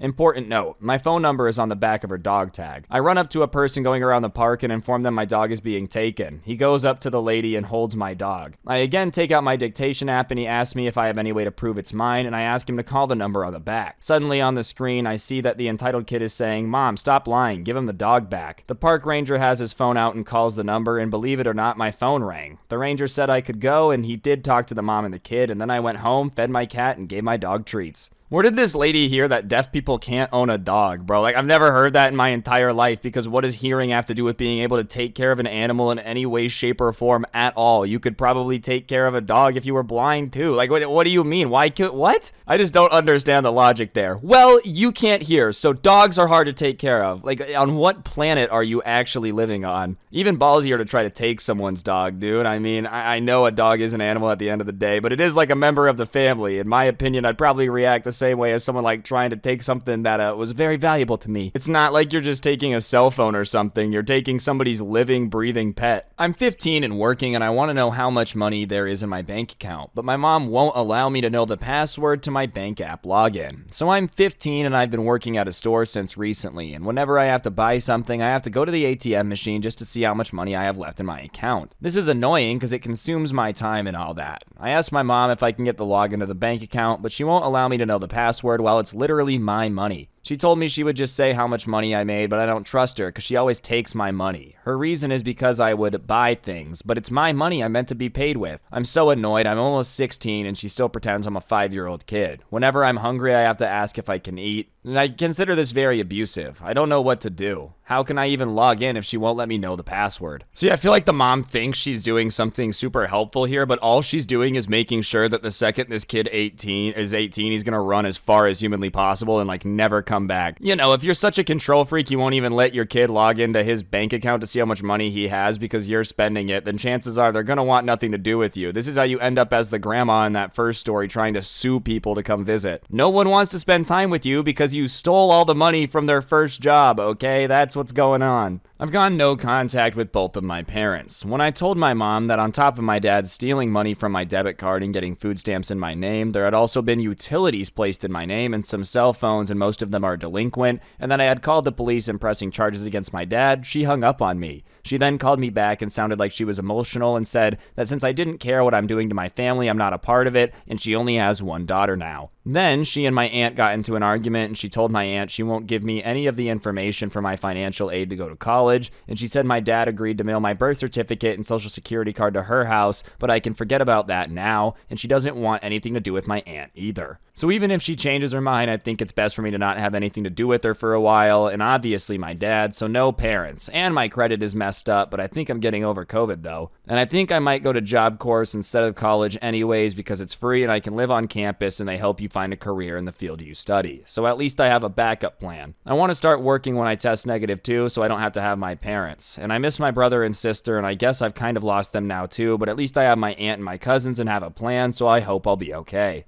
Alright, so this person rightfully got mad that their dad went out and pulled out a bunch of credit in their name and then never paid it, so their credit is shot. Thanks, Dad, super sick birthday present. But the mom was mad at them for reporting it? What did you expect them to do, bro? I'm disowned because I'm angry that my dad stole money and ruined the credit, but I'm in trouble because, I don't know, somehow what I did to the family's messed up? What about the dad that ruined his kid's credit? You know, what about what he did to the family? I'm just saying, nothing would be worse than being a kid trying to figure stuff out in life, dude. Being a fresh adult's already hard enough. Next thing you know, your credit is shot, like, basically for the next 7 years because your dad just needed 50 cell phones for some reason. Entitled mom causes a scene because I wouldn't let her son watch a movie. I'm 21 and the story happened when I was 19. Basically, you pay for tickets and watched a movie based on the age rating, right? Well, this mom was living on a different planet. I work at a movie theater and we had some freakouts, but not for this particular reason. I was minding my business when all of a sudden I hear some weird yelling and I went to see what the fuss is about and I see a woman yelling at my coworker. What seems to be the problem, ma'am? Your coworker is refusing to let a son watch a movie.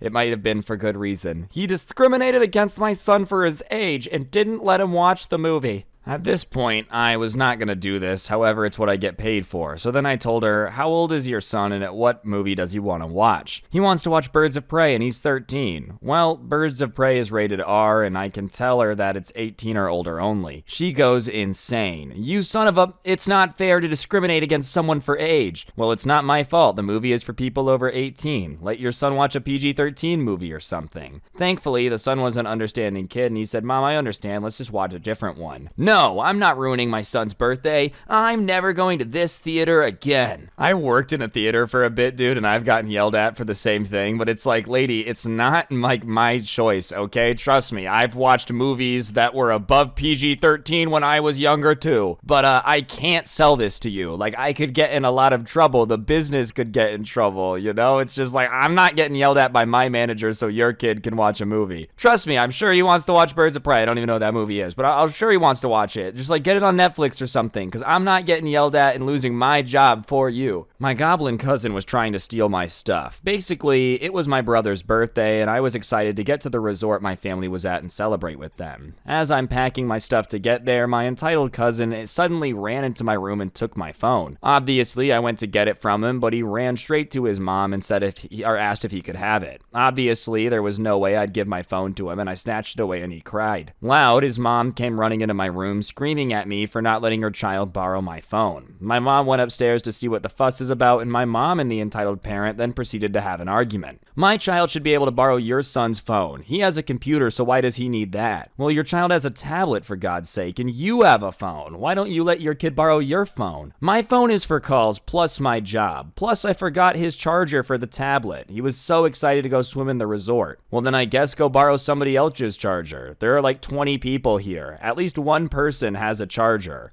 My mom then asked to borrow a charger from one of my friends and he gave it to the entitled parent. She then stomped away feeling stupid. While we were then there at the resort, she just glared at me weirdly. Fortunately, they left pretty early though. I just love when the person's like, give my kid this thing. And you're like, well, you have one. Why don't you give your kid that? Well, because I don't trust my kid with it. So, like, if you don't trust your kid to be having your phone because it's for work and he's going to mess something up or, like, you know, you're going to miss out on a call or something, then why would you assume that nobody else has the exact same problem that you do? It's your kid. You're the one that decided to have the demon and give him an iPad, bro. You're the reason he's got the screen addiction. It's not my phone's obligation to fill that in. Seriously, though, dude, what's going to happen in, like, 10 years when the iPad generation of kids has to be, like, in iPad rehab because they're just so addicted to screens? My mother-in-law says she's completely dependent on us and we don't know how to approach it. I'm 33 and my partner's 32 and we recently decided that we don't want to have kids. It was a long road between let's have kids because that's the next natural step in our life, passing through several infertility issues, surgeries, medical complications, and then arriving to why are we doing this? It took quite some time to realize that we were both very ambitious in our careers and our life goals wouldn't accommodate a kid well. It wouldn't be fair. Besides, the whole thing was making us miserable and we're much happier now, enjoying our freedom and currently looking into moving to another country. I'm Brazilian and my husband's Swedish and we're living in Sweden in my husband's hometown while I'm studying for my PhD nearby.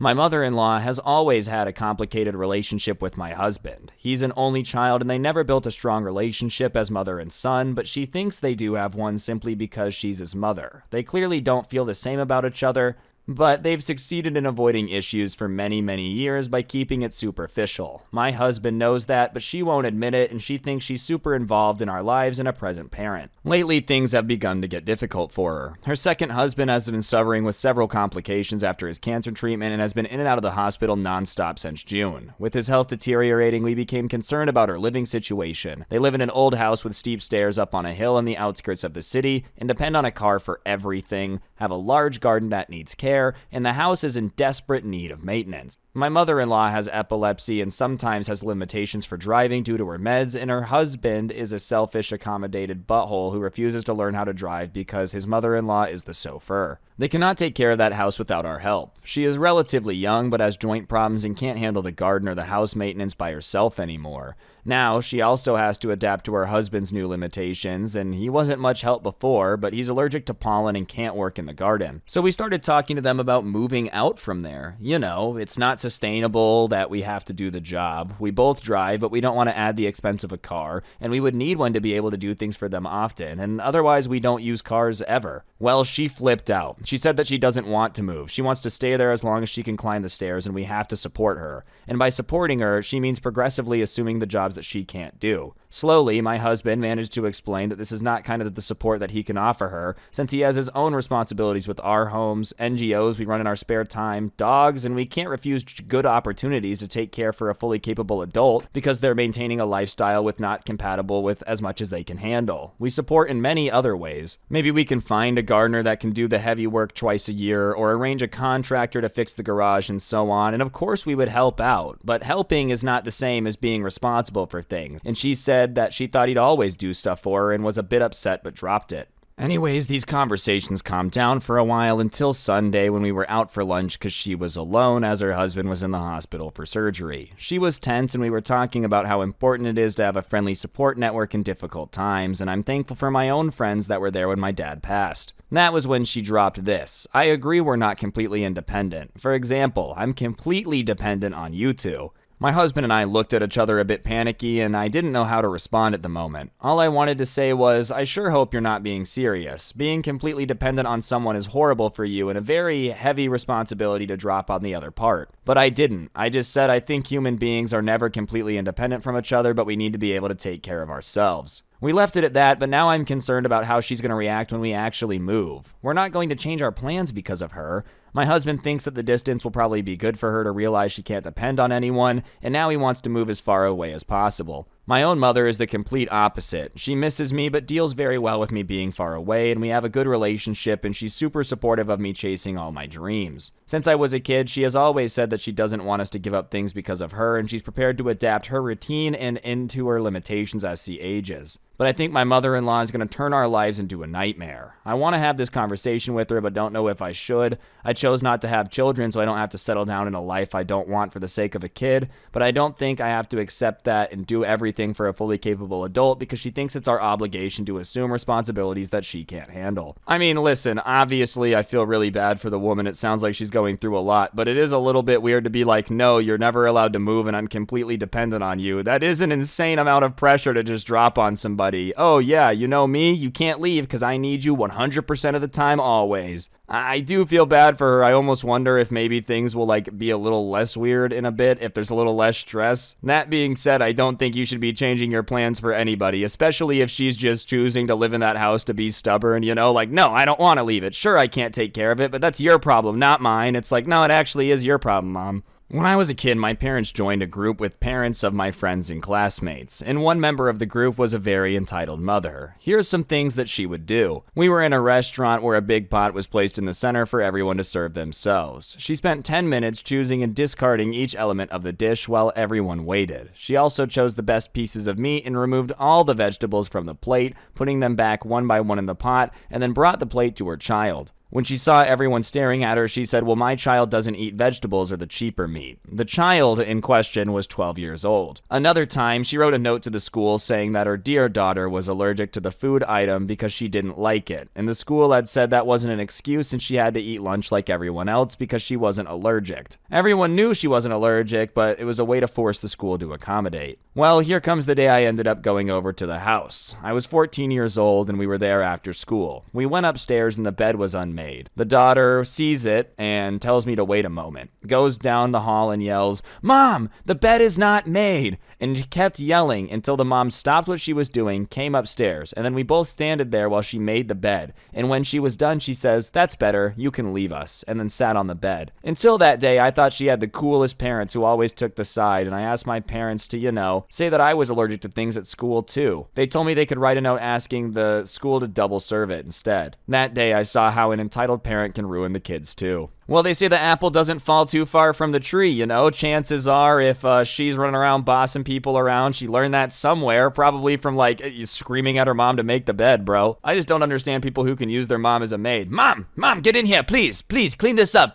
Dust over my desk. There's too many crumbs here. My keyboard is a mess. Seriously, man, I just don't know how you could boss your mom around like that. Mother demands I pay her for my mail? So I've had this problem with the post office where some of my Amazon or UPS packages get sent next door, but I end up getting them before her, and you guessed it, she's a Karen. Anyways, one day I had a $500 laptop sent to my house, but of course it was sent next door, and guess whose greedy little son swiped up the package the second it showed up? Yeah, I didn't even get a chance to see it when I checked it had arrived, and as soon as it was gone I knew where I had to go. I went over there and knocked on the door, and she came out in a tank top and the biggest pair of shorts I've ever seen. What are you doing here? One of my packages got sent here. I ended up taking it, Mom. Well, I guess my son has it now, so bye. She said this in this gross, sweet tone, and I couldn't take it. I need that for work, so you're gonna have to give it back. He doesn't have to give it back. He got it first. Plus, it was sent here, so that means it was for us. No, it was for me, and you know the delivery guy sends stuff here all the time, so give it back or I'm gonna call the cops. Fine. How much did it cost? $500. Why? All right, well then I guess you give me $500 and I give you the laptop. Yeah, we'll give it to you then. I asked her if she was delusional because I wasn't paying that.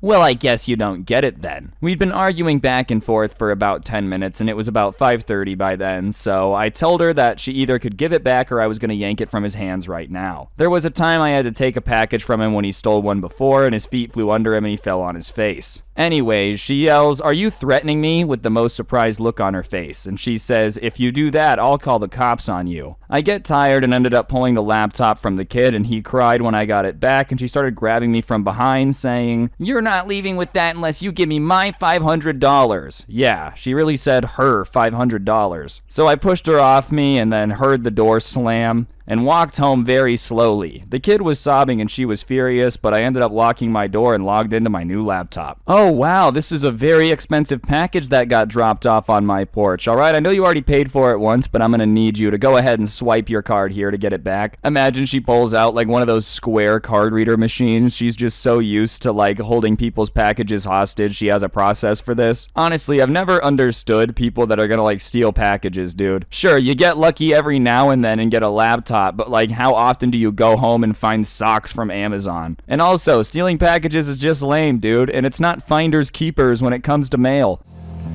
I'm getting quiet now. Lay low when you reach someone wiping out.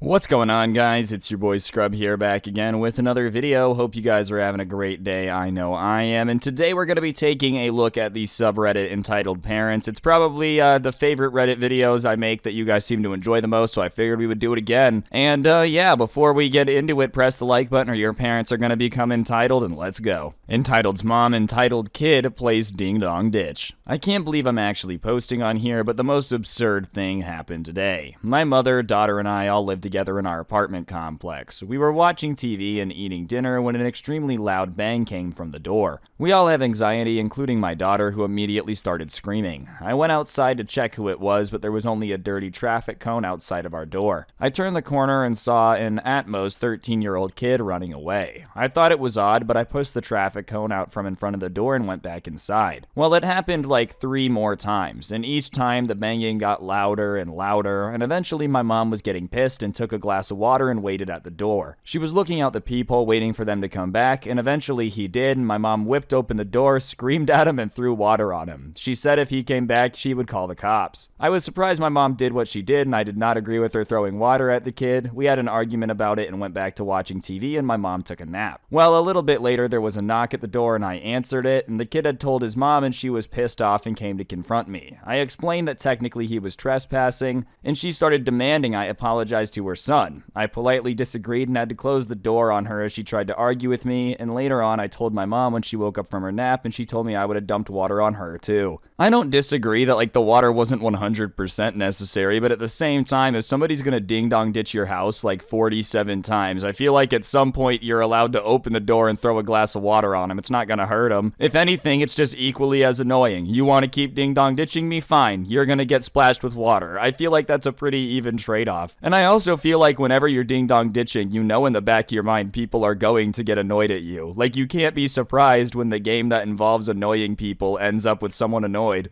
Entitled Grandpa thinks we should take his 5 grandchildren to Disneyland. My older sister, Pam, and her second husband, Jerry, have custody of Jerry's 5 grandchildren. Jerry's son and daughter-in-law are currently serving prison terms for a white-collar crime, and the children range in age from 15 down to 5. Pam has had 2 daughters from her first marriage, and I was very involved in my nieces' lives while growing up. My husband and I don't have any kids, and we often took the girls together and separately on trips, amusement parks, camping, and age-appropriate concerts and other things. The girls were close in age and had similar interests, so it made things easy to take them places together. Unfortunately, the younger of my nieces passed away in an automobile accident when she was 18, and the older niece now lives over 1,000 miles away, so we don't see her or her children very often. At a recent family gathering, one of Jerry's youngest grandchildren came up to me and asked me when I was going to take her and her siblings to Disney World. I told her she must have mistaken me for another person because I'm not going to Disney World, so I wouldn't be taking her and her siblings there. She ran off to Pam and started to cry. Later, Pam and Jerry asked to speak with my husband and I privately, and they wanted to know why we don't take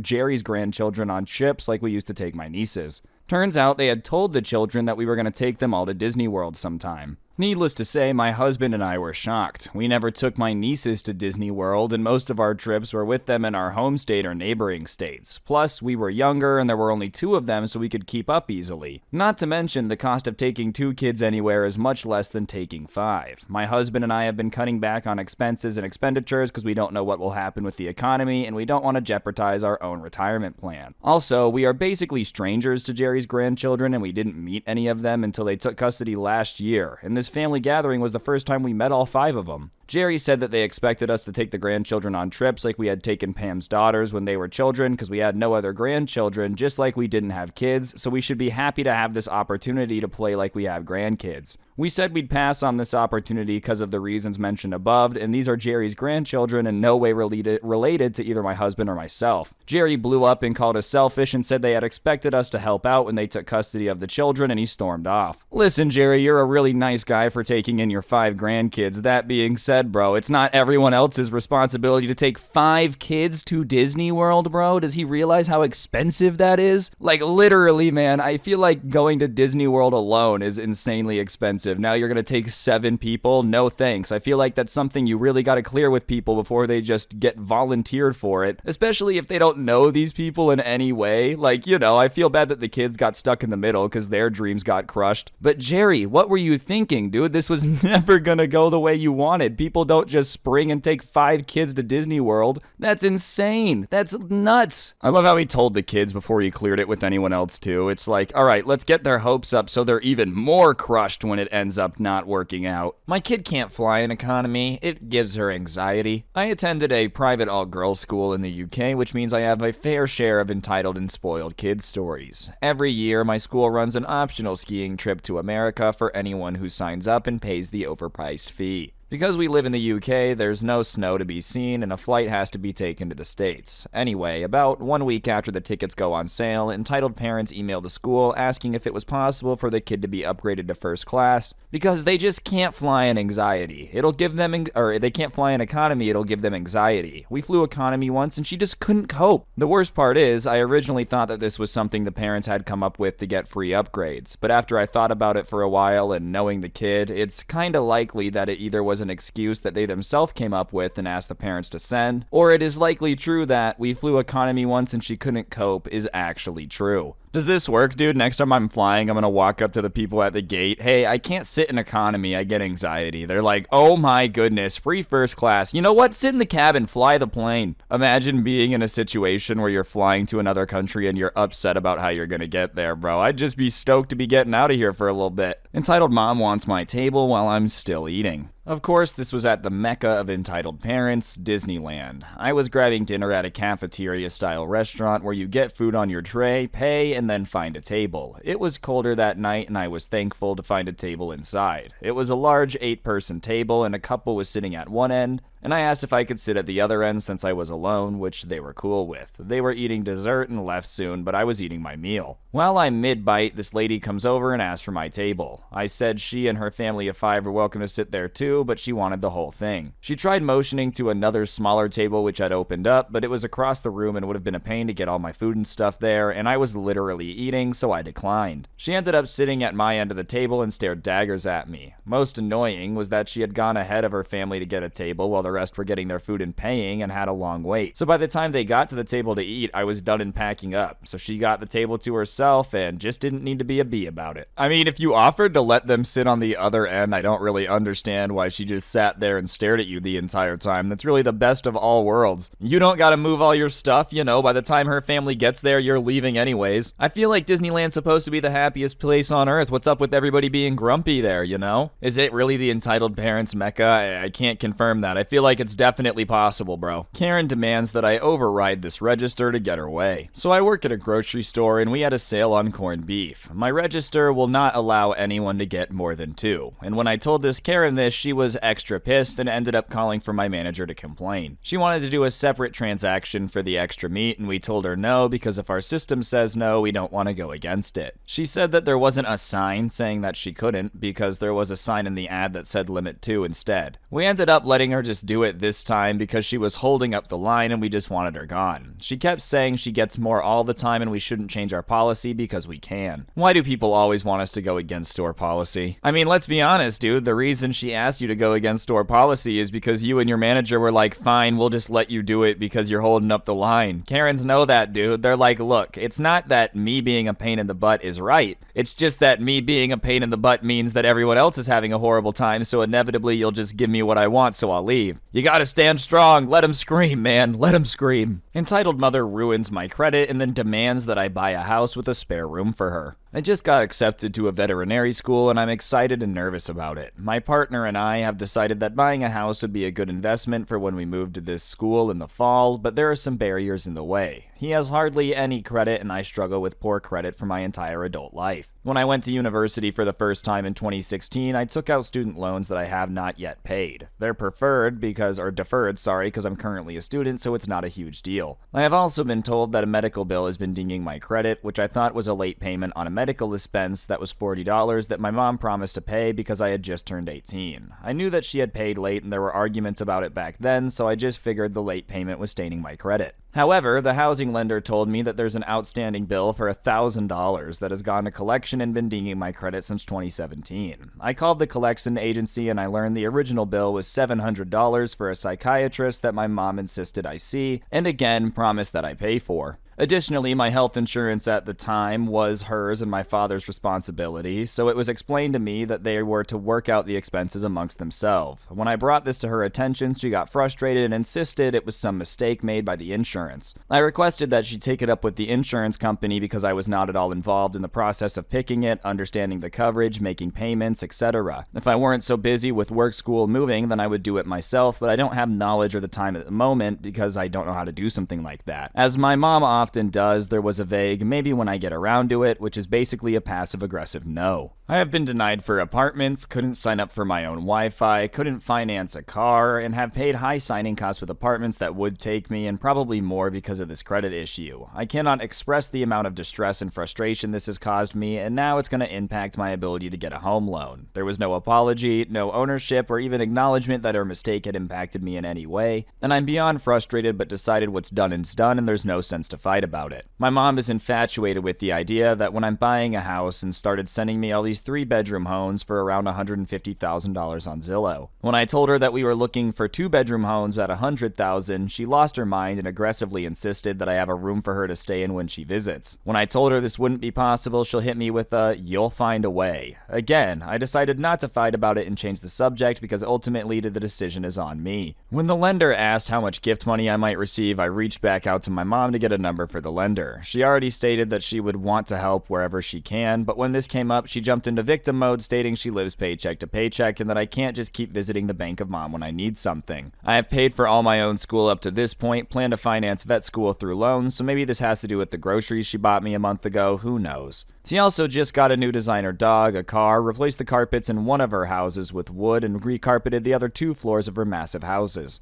Doesn't sound like paycheck to paycheck to me, but again, I decided the fight wasn't worth it and dropped the issue. Basically, I'm at my wit's ends with this and I don't know how to address it. I don't know how to solve any of these problems and I can't afford to keep losing sleep over it. I'm just ready to move away into a home without a spare bedroom. Listen, I don't think you should be relying on your mom's gift to get the house, but that being said, if she's gonna make a demand that you have a spare bedroom available for her, then she's probably gonna have to contribute a little bit because that adds $50,000 to the price tag. I'm just saying, you would increase the price of anything by 30% and you better be willing to help out if it's your demand that's causing it. I don't know, man. I feel like in this situation, I just really would not want to be involved with a mom that's like this, and I would enjoy moving across the country without having a place for them to stay. So maybe that's the best benefit. You just go with the 2-bedroom house. Anytime she tries to visit, you just go, we have no room. Whatever you do, don't take the gift money though, because if you let her help pay for the house, she's gonna hold that over your head forever. I'm not saying it's right that she does that, but if she's already being like this, then you don't want to let her help pay for it. Entitled parents want me to take the security tags off before paying. Alright, so I used to work in retail, and when I started I was 15. I was only about 2 months in at this point, and this was my first ever real job, so I was still getting my sea legs. It was a pretty busy day in mid-July, and this entitled woman came in for some shorts. Everything was normal at first. She picked out and tried on some clothes, and here's when the entitlement starts. She called for me to come to the changing room and hands me a shirt and asked me to take the security tags off and return it for her in the change room, and she will go up and pay. I, confused, said, "Could you come out and pay for the shirt first, and then you can go back and put it on?" "No, it's just much easier for you to take off the tags and bring it back to me. I will pay for it." Obviously, little 15-year-old me was getting flustered at this point. I don't think I can do that. It's the policy." "You don't think I'm going to steal, do you? I'm not a shoplifter." "No, it's just the policy." "I can't believe that you think I would shoplift." To make this even better, in walks her mom, which is an older entitled woman about 60. "She thinks I'm going to steal and won't let me take off the security tags off my shirt before paying." "My daughter would never shoplift. Who do you think you are for accusing her?" At this point, I sent a pleading look to my older co-worker, and let's call her Lifesaver, and she just came over and relieved me, letting me go hide in the back and stock shoes away from the crazy people.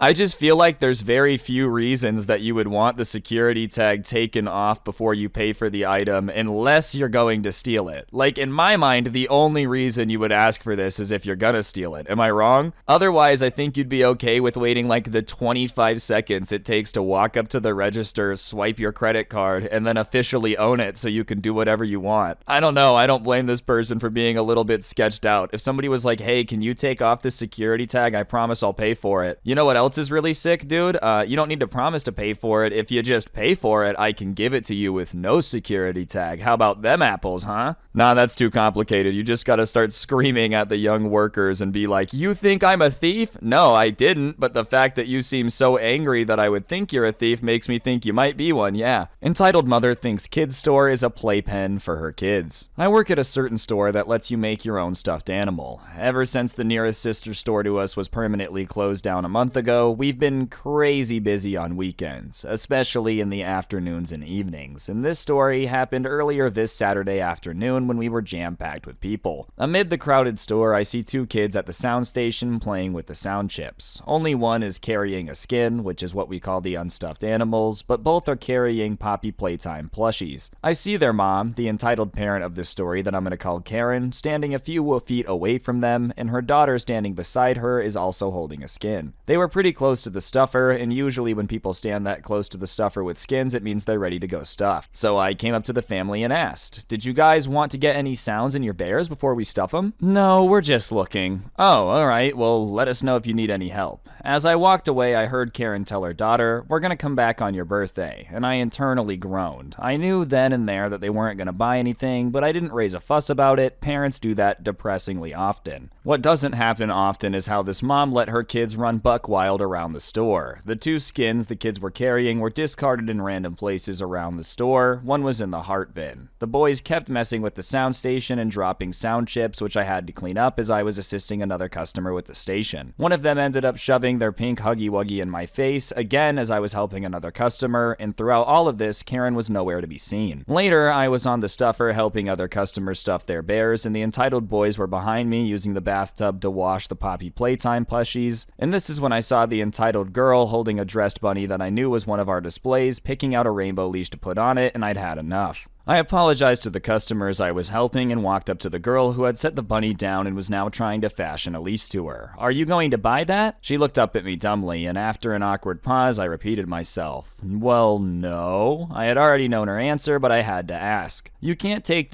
down the displays if you're not going to buy them. Please put it back," and I pointed to the platform she got it from. That's when Karen, who had been on the phone in the background the entire time, noticed someone was bothering her daughter and intervened. What seems to be the problem here? I told her the same thing that I told the kid, that if you're not going to buy the display, you have to put it back since they're not to be played with. I headed back to the stuffer to keep helping customers, but kept an eye on the family, and when I saw that the girl was putting the bunny back, I focused back on the bear I was stuffing. All was quiet after that until suddenly I heard a bang from behind me. Oh my god. I jumped and turned around, and the entitled kids had basically nearly pulled the fake bubble frame off the bathtub. The mom hadn't been watching them, still had been yapping away on the phone, only paying attention to the kids after the loud noise. Her kids could have been seriously hurt if it had fallen on top of them. Whether out of embarrassment or something else, I don't know how Karen's mind works. I think she took this as her cue to leave the store, and as she passed by me on the way out, she left with some parting words. "You need to learn to relax. This is a kid-friendly environment." "Yeah, but it's not a play area. You can't just mess with the displays if you're not going to buy them. I'll be talking to your manager about this." "All right, feel free." I didn't see her again, and she stalked off with her kids. But man, I wish I could have seen her try to talk to my manager. You don't want to mess with him. He's really nice, but he doesn't take crap and sticks up for his employees. Even the customers I were helping were amazed at this entitled woman, and they commented on her neglectful behavior and agreed with me it's not a play area. Needless to say, I liked them and they were super nice. My shift ended 20 minutes later, but right before I clocked out, I checked the displays, and lo and behold, the bunny was missing her birthday crown and was wearing a different shirt. I don't know why that surprised me that she couldn't even put the display back right, and I also discovered another display half naked. Thanks, Karen. Entitled mother doesn't realize I'm her daughter's free Uber. A little bit of a build-up on this one, so hang with me. My mom's co-worker's schedule changed and she was no longer able to drive her daughter to school in the morning. I had just landed an after-school job at the school she went to, so she asked if I could drive her there each day and that she would pay for it. She gave her daughter $20 a day by her own choice to pay me, and my college was across the street and charted 20 minutes after the drop-off time, so it was fast, easy money. Well, my mom found out how much I got paid and told her to bump it down, so it went to $10. My mom told her to bump it again, and then it was $5. I would have agreed with this if they were struggling on money, however, Yu's mom makes a lot of money. A lot. Well, after a few weeks, either Yu was stealing my pay or they just stopped caring about paying me, because every now and then she would give me $5, but it ended up being like $5 every 2 weeks. Since this took about 15 minutes extra out of my mornings, I just let it go. After a few more weeks of me doing it for no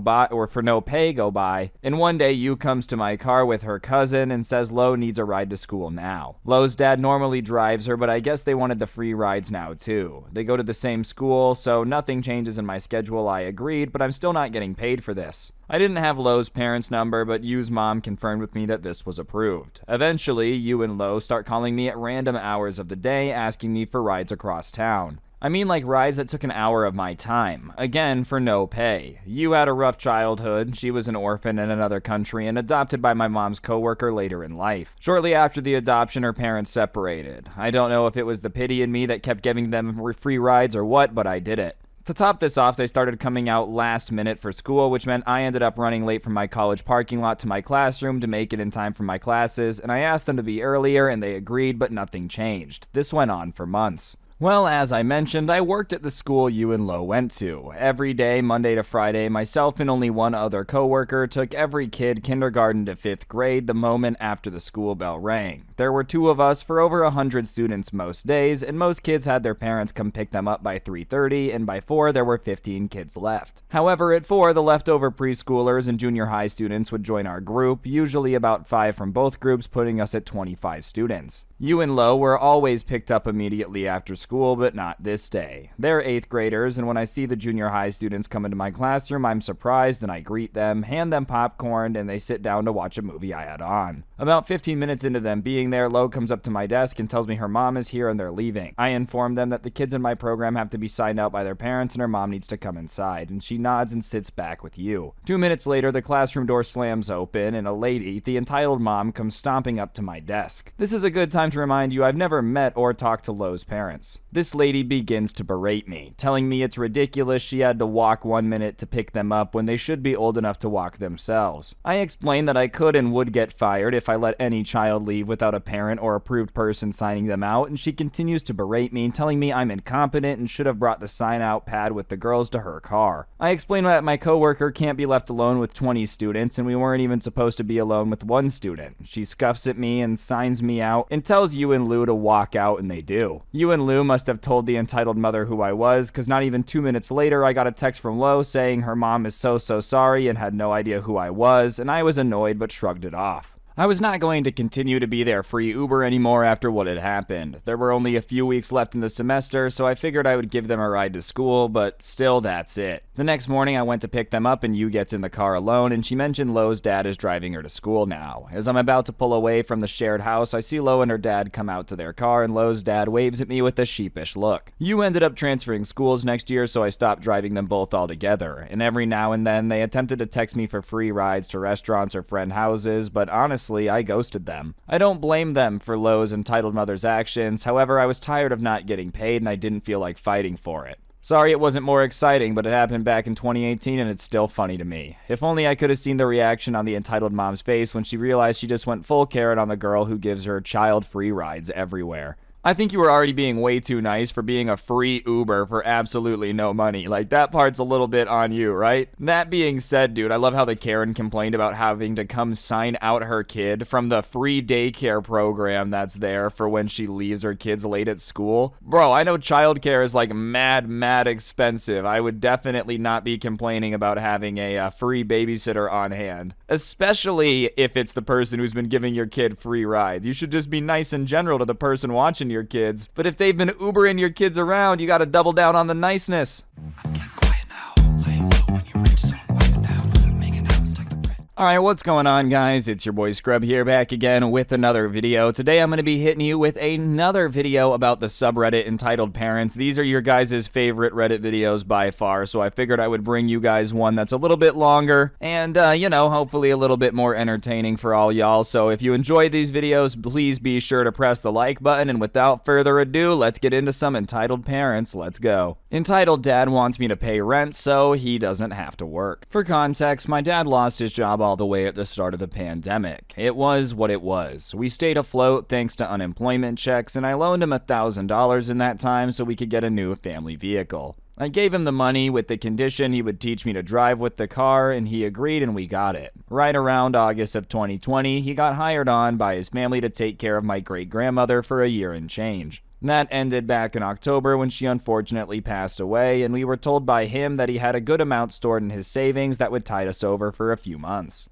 Well, it seems like those savings didn't run that deep when literally a month later he came to me and my brother and asked us to step up and pay the majority of the house bills while he was looking for work. I put up some fight about how it's not my responsibility to prop up the household, but I gave in and helped. We were told that it would only be a couple months, and my sister had to help in the same way at one point when she's home. She corroborated that statement, and she only had to do a couple months of help. That was the end of November. Sometime in January, he jumped into a small group selling internet plans to people for commission. And by commission, I mean only commission. It's like $30 per sale he makes, but just to keep him in the project, he's given $100 a week for his time. To put that in perspective, if he has a bad month of sales, his monthly income would be $400. I think nothing of this, it's just the middle job, and I've been sending him applications to places in town for his level of experience for about 2 months prior to that. I did it as a courtesy, trying to help him find things that were available, so I figured he was going to find something soon. But based on a heated discussion we had this past weekend, I have a feeling he's not seeking higher employment. In this discussion, he laid out the monthly expenses and asked our family group chat who can cover what. I asked him what he was contributing, and I got ignored. I informed that I'm trying to get myself a car, so I need to hang back on contributions, and he said that I can't do that. I have to make the usual $500 rent payment. For reference, I only make $500 per paycheck and have bills of my own that need to be covered. I then sent another group of applications with the intent of helping him find something long-term, and he told me that since he has to play chauffeur for the house, which consists of taking my brother and I to work, since he's neither taught either of us how to drive and there aren't instructors in our area, as well as take my mom shopping and our long-term house guest to the doctor's appointments, he doesn't have the time to fit a 40-hour work week into the mix. Now I'm understandably upset about this statement and tell him this arrangement can't go on like this and tell him maybe he should teach me to drive like he's supposed to have been and I can take care of some of the driving. He replies it would be easier if I have my own car, and I'm dumbfounded that he glossed over my reasoning for wanting to get off the bills. I reiterated that in that case I should focus on the car, and he followed up saying the bills need to be paid and I told him he should step up and get a better job. To which he started from the beginning about having to drive everyone around, and I ended the conversation there because we had come full circle and it wasn't worth my time and decided to be non-committal about the bills. Well, come earlier today, and the two of us are running errands for my mom, and on the way to the store, he asked me again about rent, and I said I need to save for a car. And then I'm going to be going to a used dealership in my month after I've got my savings up to $2,000. He gets upset and tells me we're behind on our rent payment by a day because I'm thinking for myself and corners me into paying up, and I'm holding firm. And when we get back, my mom pleads with me to do it so he can get off my back, and I do it once more.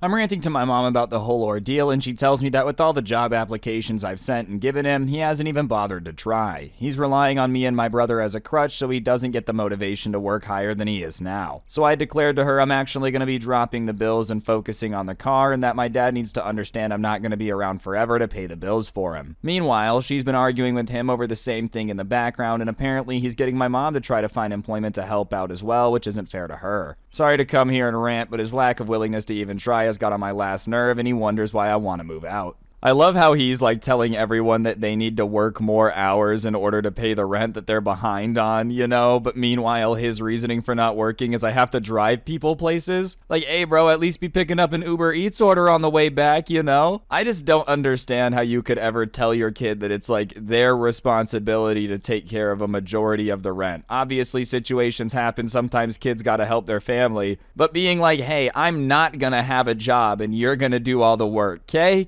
Like, how do you do that to somebody, dude, without feeling insanely guilty? My mother-in-law is announcing my pregnancy before we do. A few months ago, my wife and I discovered that she's pregnant. We'd been trying for a while and we were super excited to start telling people, but because of a few miscarriages in the family, we wanted to wait till after the first trimester. Out of too much excitement, we finally decided to tell our parents and siblings, and that was it. And we weren't worried about anyone spreading the word without permission. That is, besides my mother-in-law. Because of this, we made it very clear that we do not want her to tell anyone until we start making it public, and she said she understood and would not tell anyone. Fast forward only a week later and we got a call from her, and she's with her mother, my wife's grandmother, and basically forces us to tell her. Annoyed and frustrated, we go along with it to avoid an awkward moment. Plus, it's my wife's grandma, and we aren't against telling her, we just wanted to wait a little bit later. Then there's today, while in class, I get a text from my wife to tell me that she was just congratulated on the pregnancy from one of her mother's friends, and that pissed us both off. I've never met someone so selfish and incapable of keeping a secret. Sorry for the longish post, but I needed to rant and don't want to let my wife know how upset I am at her mom. Well, this did get a little bit popular on Reddit, so I don't know if she saw it or not. That being said, this does sound awful, dude. Nothing's worse than being like, hey, can you keep this on the down low? The person's saying yes, and then them turning around and telling literally everybody. Like, you know, if you would have been honest about not being able to keep a secret, I just wouldn't have told you. But nope, now you had to go flap your gums everywhere, and everybody knows all my business. Thank you so incredibly much. Entitled parent tried to guilt trip my friend and I into buying his 4 kids food because he didn't want to wait in line.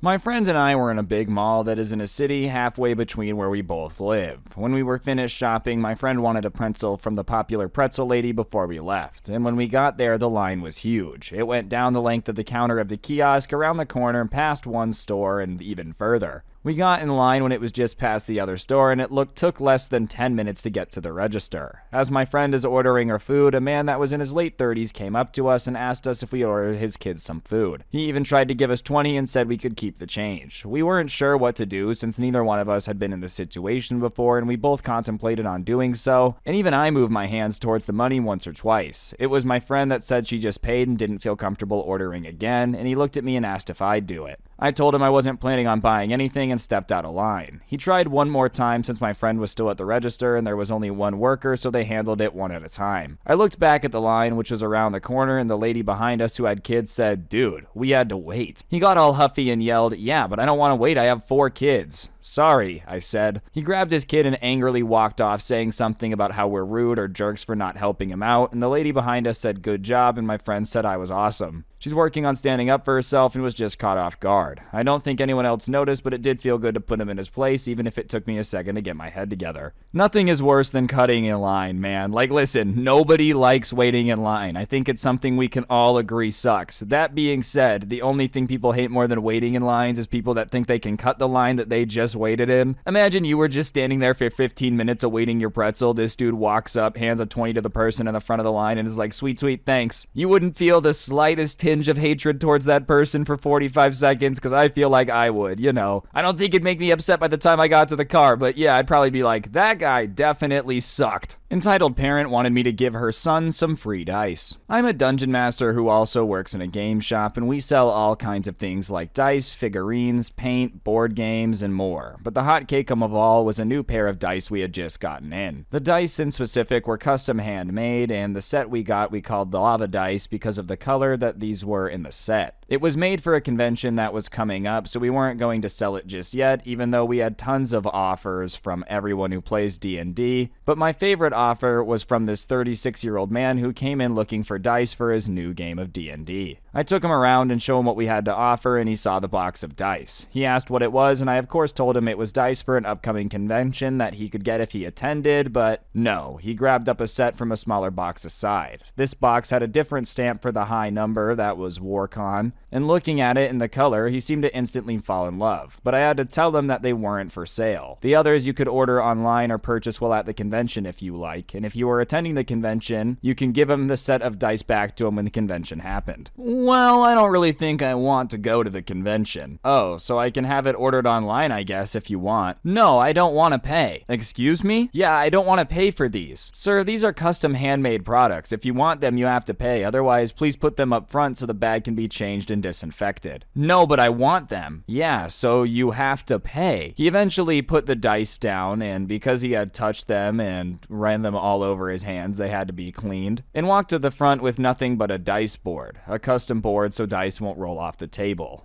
I had to yell at him to be rang up. I ring him up and he pays and he leaves, but a couple minutes later, this woman in her 60s walks in with him following behind, and she doesn't greet me as I say hello. Instead, she storms to the back, picks up the dice from the table where I had to rebag them, and started to walk out of the store. And I screamed at her, telling her she can't leave without paying, and when I grab her arm, she started screaming I'm hurting her. I let go because there were customers in the shop and I was getting weird looks, and she grabbed the phone from behind the counter and called the police. When they arrived, she told them that I tried to assault her after she bought the dice for her son, but luckily the other customers in the store saw the teenager being harassed and about to be arrested, and a few people stepped in to defend me. I gave the boss a call and he came down while we were checking cameras the moment it showed her taking the dice without leaving, and suddenly she was feeling faint, and we wound up having 2 police officers, an ambulance, and several onlookers in the store while she was checked and dragged out in handcuffs. I got the day off, but the next day I spent rebagging all the dice and putting them in the attic so no one would act like that again, and funnily enough, the man showed up with his dice board cut in half, saying it was broken when he bought it. They don't come in boxes, they come in a clear bag, and demanded a refund. Thankfully, our store rule states no refunds are to be made once a non-Bucks product leaves the store, aka if you saw it before it, you buy it once you keep it. You keep it once you buy it, sorry. I just want to know how many times that approach has worked for that dude for him to be flabbergasted that you said no. Like, how many times has he walked in somewhere and been like, I really want this, and they've been like, well, you have to pay, and he says, no, I don't, and they're just like, all right, man, yeah, okay, well, then just take it. Like, clearly the shock that him and his mom had at the fact that they couldn't steal anything makes me think that they do this on the regular and just hope that nobody calls them out for it, you know? What do you mean I can't just take things? I thought this was America, home of the free. And it's like, yeah, home of the free doesn't mean that the objects are free, though, you know? Like, you have the freedom to not be an idiot and steal stuff if you want. Entitled parents demand their son get more playing time despite his effort or talent. So I'm a lacrosse coach going into his 5th season as head coach. I've done really well, just not in those 4 previous seasons. I've won 2 championships the other 2 seasons and then lost the championship game. This is youth sports for the town where I coach in 8th grade. I'm 28, and this past season I had a group of parents that got really mad at me and almost made me lose my passion for coaching. We were nearing the end of the season with only about a week left when I get an email from a parent saying how I needed to play their son more because he won all these awards in previous camps and clinics he participated in, and I responded very politely by asking them if they would like to speak with me over the phone when I get off work today, and they responded with K. I called them when I'm on my way home and am immediately met with hostility and yelled at for not playing their son, and their son is more talented than player X or player Y, and to me this is inappropriate to be bringing other players into the conversation. I had about 27 players on the team, and with it being a youth team by the town we are told to try and get kids around the same playing time each game. Myself and the other coaches have a system into making sure each kid gets around the same time, and if I ever mess up during a game, and it has happened, I own up and apologize. However, I know that this kid has been playing his fair share of the game, if not slightly more.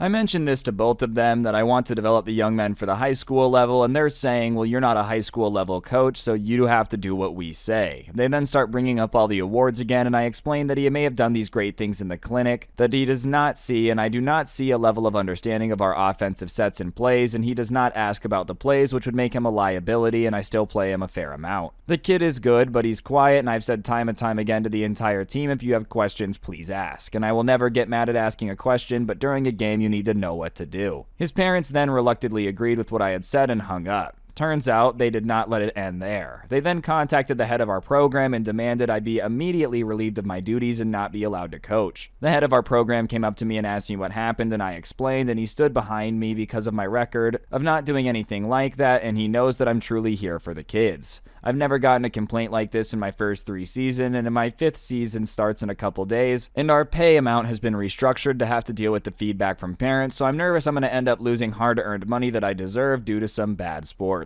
I know sports parents are like always crazy about, you need to play my kid more, you know, but there's something very funny about it being a lacrosse player that's parents are like acting super entitled, demanding that you have to play their son. I just feel like that sport has a huge like concentration of very entitled people in it. Not all of them, you know. One of my best friends played lacrosse. He was cool. I'm just saying, I feel like if you're going to be a lacrosse coach, you just have to accept the fact that you're going to be dealing with a lot of parents that are going to be massive pains in the butt. My first retail mega Karen. I work a retail job over here in Australia and have had a few encounters with a few low-key Karens here and there, but never anything super entitled until my shift the other day. The shift was already bringing out some annoyed customers because we had already completely sold out of plastic bags and people repeating the same, how am I supposed to carry all this dialogue like a broken Oblivion NPC? Nothing that we couldn't really handle. That was until Mega Karen got into the self-checkouts with her 2 kids who were too young to understand the situation. She first calls us over about the pricing discrepancy on the labels with 2 pairs of pants, and the pants were the exact same, but one had a label that said $2 and one had a label that says $8. We say the best that we can do is scan it and sell it to you for the price it comes up as, and wouldn't you know it, they were $8, and she gets upset and says, how come you have a label on it for $2 and you're not going to sell it to me for that? My social anxiety starts playing up and I start having mental blanks, but to make sure that my customer service face is on, my absolute saint of a coworker came up to tell the Karen sometimes the label maker can have an error that causes pricing discrepancies. Karen accepts the explanation, albeit in a very grumpy manner, and huffs and says, fine, I don't want them anymore, and shoves them into my hands, and I apologize and clear the items from self-checkout and then go to the clear-ups people that were having on other machines. Not even a minute after she's finished, she comes up to us with another pricing discrepancy, this time on a pre-printed label on the packaging itself that she had paid an extra $1 for. She yells, why has this come out as $7 instead of $6? I can understand the other label being wrong, but this is ridiculous. It's your fault this time.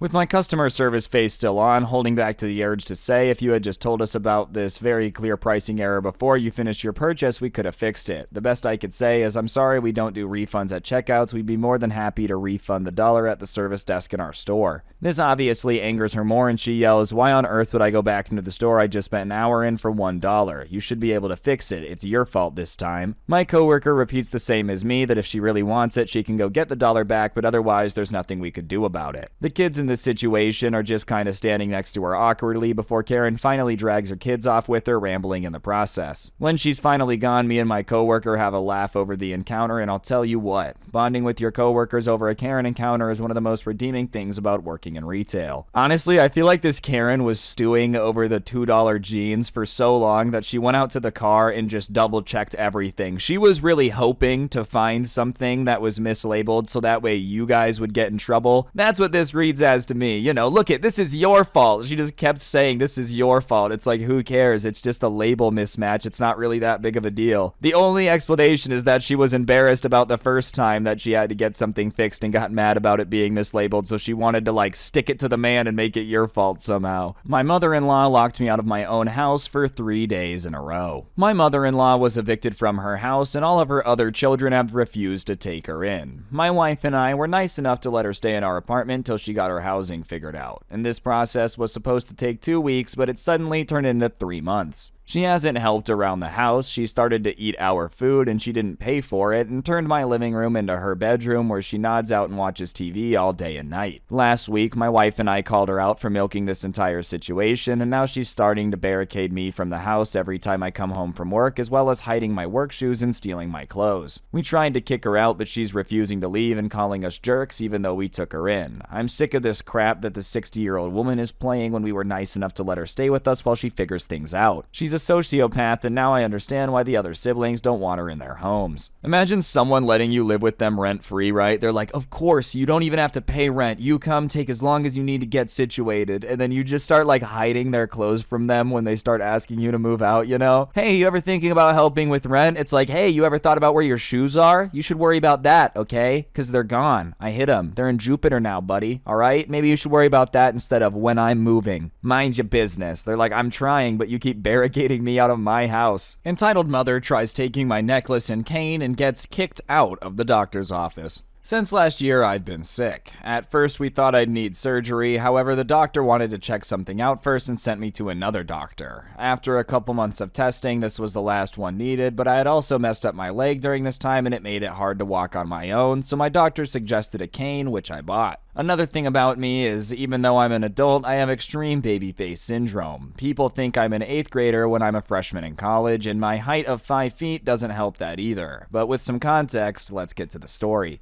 I'm sitting in the doctor's office waiting for me to get called back. The doctor's office was absolutely packed, so it took a while for me to get back there, and after 5 minutes of waiting, a 7-year-old boy and his mom walked in to check in. They both sat down in front of me, and I didn't think anything of it, and I moved my cane forward in order to avoid them tripping at it and look at the TV as I wait. After a couple minutes, I heard a small voice speak. Excuse me? I looked down from the TV and saw the little boy across from me looking at me. Hey, how can I help you? How come you have a cane? The mother looks up from her phone and then looks at me and then him. Don't ask people those questions. Oh, it's okay. I don't mind people asking. I had an injury and the cane helps me walk. Well, does it hurt when you walk? Sometimes, but the cane helps. I know kids tend to be naturally curious, so I didn't take the little boy's comment as rude. After we asked that, we started talking about how our days were going, our age, and eventually got talking about birds. This kid was an absolute encyclopedia about birds and told me a lot of facts about them. One of my favorites he told me is that a toucan's skin is actually translucent. He noticed my necklace, which was a metal raven, and said, wow, I like your necklace. Is it a raven or crow skull? It's a raven skull. You know a lot about birds. That's really awesome. Yeah, I really like... His mom suddenly cut him off. Excuse me? I looked to her and she had this look of pure hatred and disgust.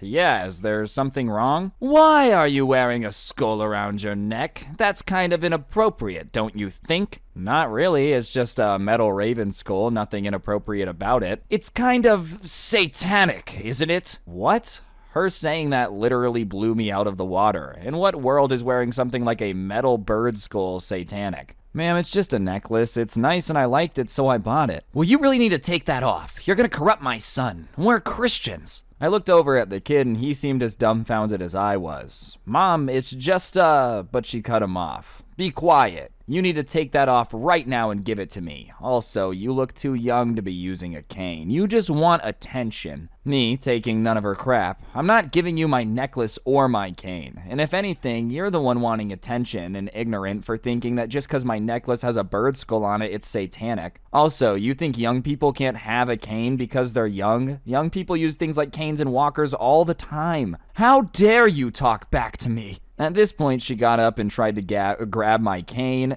and necklace, and I was ready to push her back, but the security guard who was coming inside stepped between us. Ma'am, I'm gonna need you to sit down and leave this person alone. What? No, they're satanic. I'm trying to free them from Satan. Ma'am, I'm gonna have to ask you to leave now. This kind of behavior isn't tolerated here. But my son has an appointment. I can't leave him here. Can you call his father? If not, you'll have to reschedule. My dad's in the car. At that point, the security guard escorted her out of there and the dad came in to watch his son. His dad apologized profusely for his wife's behavior and said she's a little eccentric. After 10 more minutes, I was called back and said goodbye, and after my appointment, they were both gone and I went on my way. Nothing says Karen like still satanic panicking in 2022. Like the 80s called, they want their outrage back, you know? I just feel like it's a big stretch to see a necklace on and just assume anything about a person unless it says something about them. You know, unless they're wearing a necklace that's like, hey, I'm diabetic. I feel like it's bizarre to see something and assume anything about it. Like not once would I ever see like a metal raven necklace and just be like, this guy's a Satanist, you know? Hey, that seems like jumping to conclusions a little bit more than I'm comfortable with. Entitled Mom wants our upgraded seats for free. This happened a few years ago, pre-pandemic, when flying overseas from the US to Europe. My girlfriend and I were taking a trip to visit a few places in Europe for vacation. This was her first time overseas, and it was the first time she'd ever flown on a long-haul flight of more than 3 to 4 hours. In the lead up to the trip, we decided to upgrade our seats from economy to whatever the premium economy variant was for the airline. Seeing as it was my girlfriend's first time on a long flight, I figured it was worth it for the extra room and perks, and in total we paid $150 for the both of us to upgrade. We boarded the flight and got settled into our seats, which were in the last row of premium economy section on the right side of the plane. There's no noticeable division or indicators between the section other than a small plaque above our row that said premium economy or whatever, and my girlfriend took the window seat and I sat in the aisle. This entitled mom and her son then board and are seated several rows behind us, but in the middle of the row aircraft, 2-4-2 seating. Her son has his nose buried in his Switch, as you'd expect a kid his age to do, as they barely get to their seats when the mom comes up to our row and stares at us with no greeting. She's standing in the aisle as other passengers are trying to get around her to get to their seats. Can you swap seats with my son and I? He likes having a window seat and we don't have one. My girlfriend and I look back where their son is sitting and then at each other, and I try to politely decline her request. Unfortunately, no ma'am. We paid to upgrade these seats, so we'd like to keep our assigned seats for this flight.